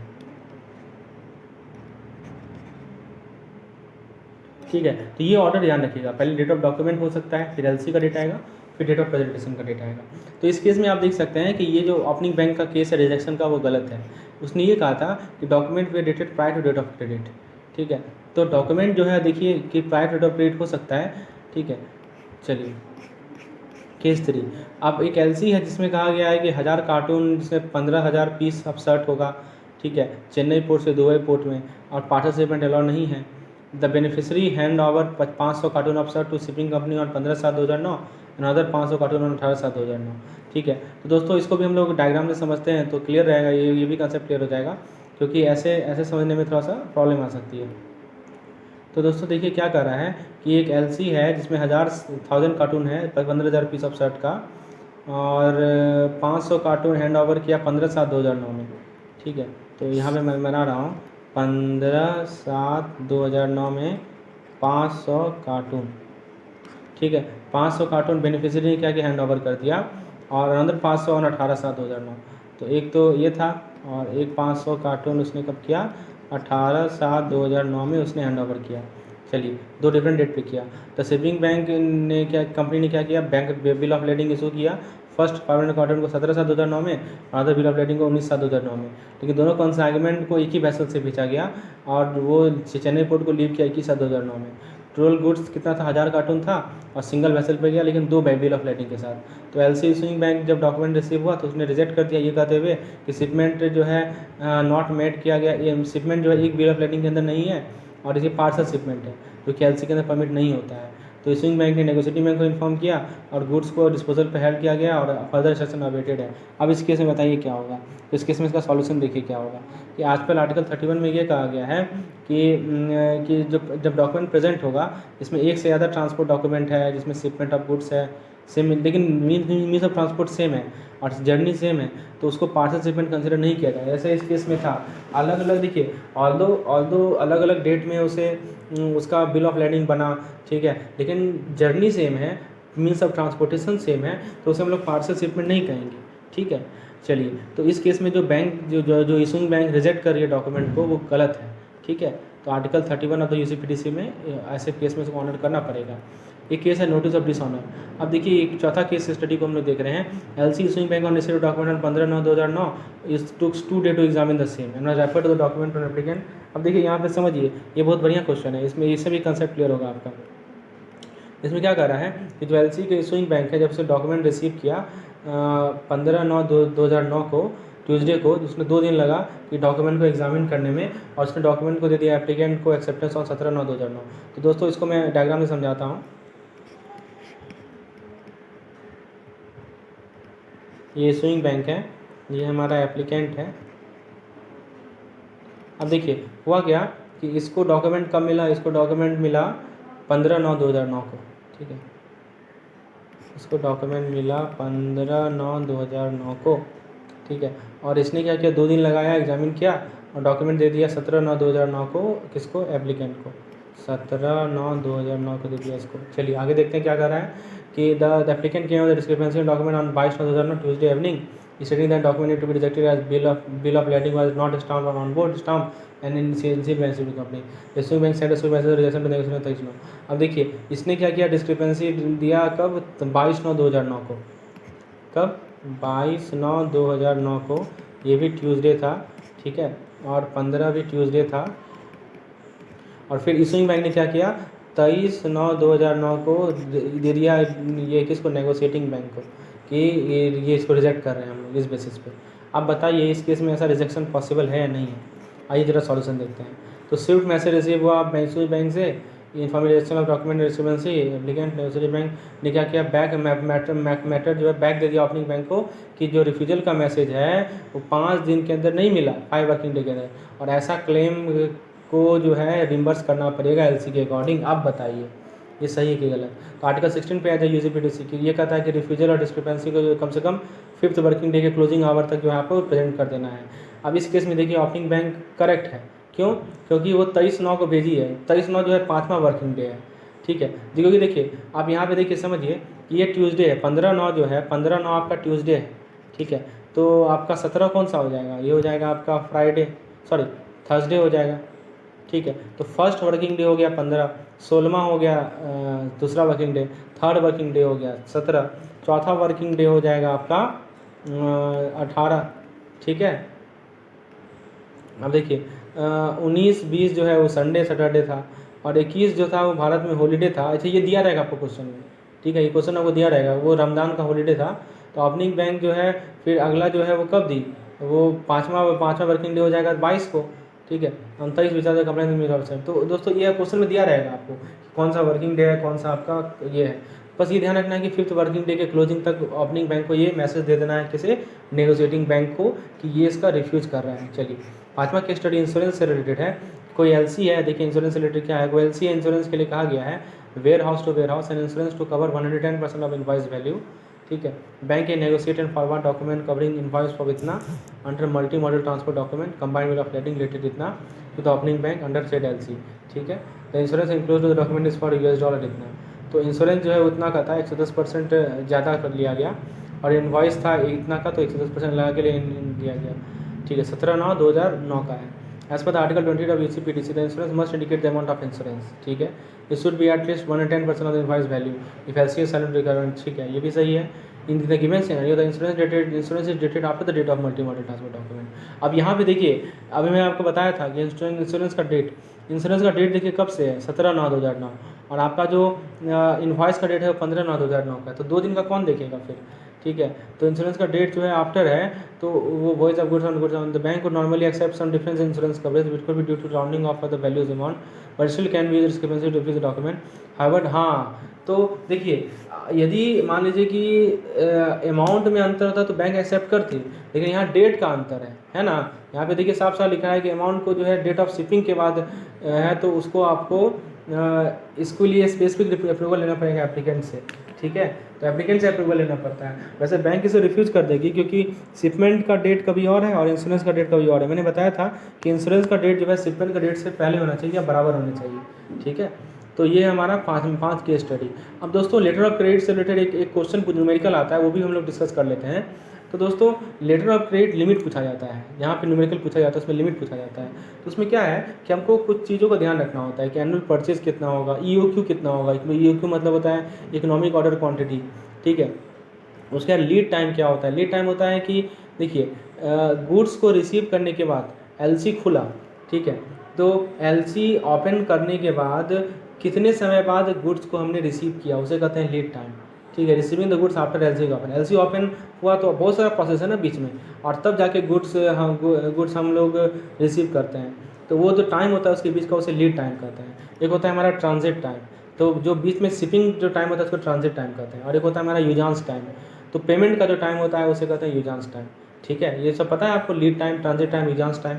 EOQ क्या होता है कि कितना ऑर्डर करवाएं ताकि हम लोग प्रॉफिट में रहें, उसे कहते हैं EOQ, इकोनॉमिक ऑर्डर क्वांटिटी, ठीक है। तो ये सब चीज़ पे डिपेंड करता है LC का लिमिट। तो एनुअल परचेज कितना करना है, EOQ कितना है, लीड टाइम कितना है, ट्रांजिट टाइम कितना है, ठीक है। We have to convert annual purchase in month and then decide whether LC is DA और DP। तो DA LC क्या होता है, LC for his payment is made by the buyer at any future date, इसको usance LC भी कहते हैं, पता है ना आपको। और एक साइट LC होता है, इसका पेमेंट जो है डॉक्यूमेंट के प्रेजेंटेशन पे ही होता है, कोई टाइम नहीं दिया, जैसे DP LC बोले या साइट LC बोले, ठीक है। ये 2 चीज़ तरह का LC होता है, ठीक है। तो दोस्तों यदि हम लोग DP LC की बात करें यानी यूजांस LC की बात करें, तो हम लोग we do not count usance time while calculating total time, ठीक है। तो दोस्तों देखिए सॉरी डीपी और डीए में यही अंतर है कि प्रेजेंटेशन पे तुरंत हम पैसा देना होगा, तो इसमें यूजांस टाइम तो आएगा ही नहीं। टोटल टाइम क्या आ जाएगा, टोटल टाइम आ जाएगा टोटल टाइम, या आप लीड टाइम एलसी भी बोल सकते हैं, वो आपका एलसी साइकिल बोल सकते हैं, वो होता है lead time plus transit time. और जो हमारा यूजांस एलसी होता है ये तो साइट एलसी है, ये यूजांस एलसी में क्या होता है, lead time plus transit time plus usance time. देखिए मैं इसको समझा रहा हूँ दोस्तों, दो तरह का एलसी है, एक है हमारा साइट एलसी। तो साइट एलसी में जो आप जो टोटल टाइम निकालते हो, या इसको आप एलसी साइकिल भी बोलते हैं कभी कभी, वो क्या हो जाएगा, साइट एलसी में हो जाएगा आपका लीड टाइम। लीड टाइम वो टाइम है कि आज मान लीजिए एलसी खुला, एलसी खुलने से लेकर आपका एलसी का गुड्स आने तक का टाइम, वो लीड टाइम होता है। और ट्रांजिट टाइम आपका जुड़ जाएगा इसमें। ट्रांजिट टाइम वो टाइम होता है कि बीच में शिपमेंट टाइम होता है, उसको हम लोग ट्रांजिट टाइम कहते हैं। और यदि आपका यूजांस एलसी है तो टोटल टाइम कैसे निकलेगा, ये भी क्वेश्चन पूछा जाएगा दोस्तों, इसको ध्यान रखिएगा। टोटल टाइम कैसे निकलेगा यूजांस एलसी में, तो वो निकलेगा उसमें लीड टाइम होगा प्लस ट्रांजिट टाइम होगा, और प्लस क्या होगा आपका, प्लस आपका यूजांस टाइम भी होगा। ठीक है, तो ये ध्यान रखना है। तो ये तीन चीज़ है इसमें। अब एलसी लिमिट कैसे कैलकुलेट करेंगे, तो दोस्तों इसके लिए क्या है कि टोटल टाइमिंग तो डिपेंड करेगा एलसी आपका साइड एलसी है या यूजांस एलसी है। ठीक है, तो दोस्तों देखिए सिंपल सी बात है, हम लोग एज्यूम करते हैं कि जो एनुअल कंजम्पशन है मटेरियल का, जिसे हमें परचेज करना है एलसी के अंदर, वो सी है। ठीक है, एनुअल कंजम्पशन है ₹C, लीड टाइम एल है, ट्रांजिट टाइम टी है, यूजांस पीरियड यू है। तो परचेज साइकिल क्या हो जाएगा, L plus T plus you, यानी मान लीजिए पी हो गया ये। ठीक है, तो दोस्तों एलसी लिमिट कैसे कैलकुलेट करते हैं, P इंटू सी अपॉन 12। ठीक है, सी क्या है हमारा, एनुअल परचेजिंग। तो दोस्तों 12 से क्यों किया, ताकि हम लोग मंथ में से कैलकुलेट कर सकें। एक एग्जांपल लेते हैं, ये कंसेप्ट आपका क्लियर हो जाएगा। तो आपका इस एग्जांपल से क्लियर हो जाएगा। जैसे देखिए projected value of raw material consumption, ये दिया हुआ है ₹3600 लाख, मतलब इतना लाख का जो है रॉ मटेरियल कंज्यूम होगा, प्रोजेक्टेड वैल्यू है, ये एनुअल हो सकता है। और ये क्या क्या है, value of raw material to be purchase on credit, वो है 2400 लाख रुपया। ठीक है, इतना क्रेडिट पे लेना है रॉ मटेरियल को। Average time of advising letter of credit है 10 दिन, एवरेज टाइम ऑफ शिपमेंट है 20 दिन, एवरेज यूजांस पीरियड है 30 दिन, एज्यूमिंग 360 दिन एक साल में। तो कितना एलसी पर साइकिल, यहाँ ध्यान दीजिए, हाउ मच एलसी पर cycle will be sanction to the applicant. ये काफ़ी इंपॉर्टेंट क्वेश्चन है, ऐसा ही क्वेश्चन पूछेगा आपसे। तो दोस्तों देखिए समझिए, पहले हमको ये निकालना है कि एक एलसी के लिए एक साइकिल में कितना टाइम लगेगा। तो एक साइकिल में कितना टाइम लगेगा, 10 + 20 + 30, ठीक है, जो कि हो जाएगा 60 दिन। अच्छा, अब आप ये बताइए कि 60 दिन लग रहा है एक साइकिल में, यानी एक एलसी में। ठीक है, और टोटल कितना दिन है हमारे पास एक साल में, 360 दिन है। तो कितना नंबर ऑफ़ एलसी हम लोग नंबर ऑफ़ साइकिल ऑपरेशन कर सकते हैं, 360/60 यानी 6 साइकिल कर सकते हैं। ठीक है, समझ में आपको।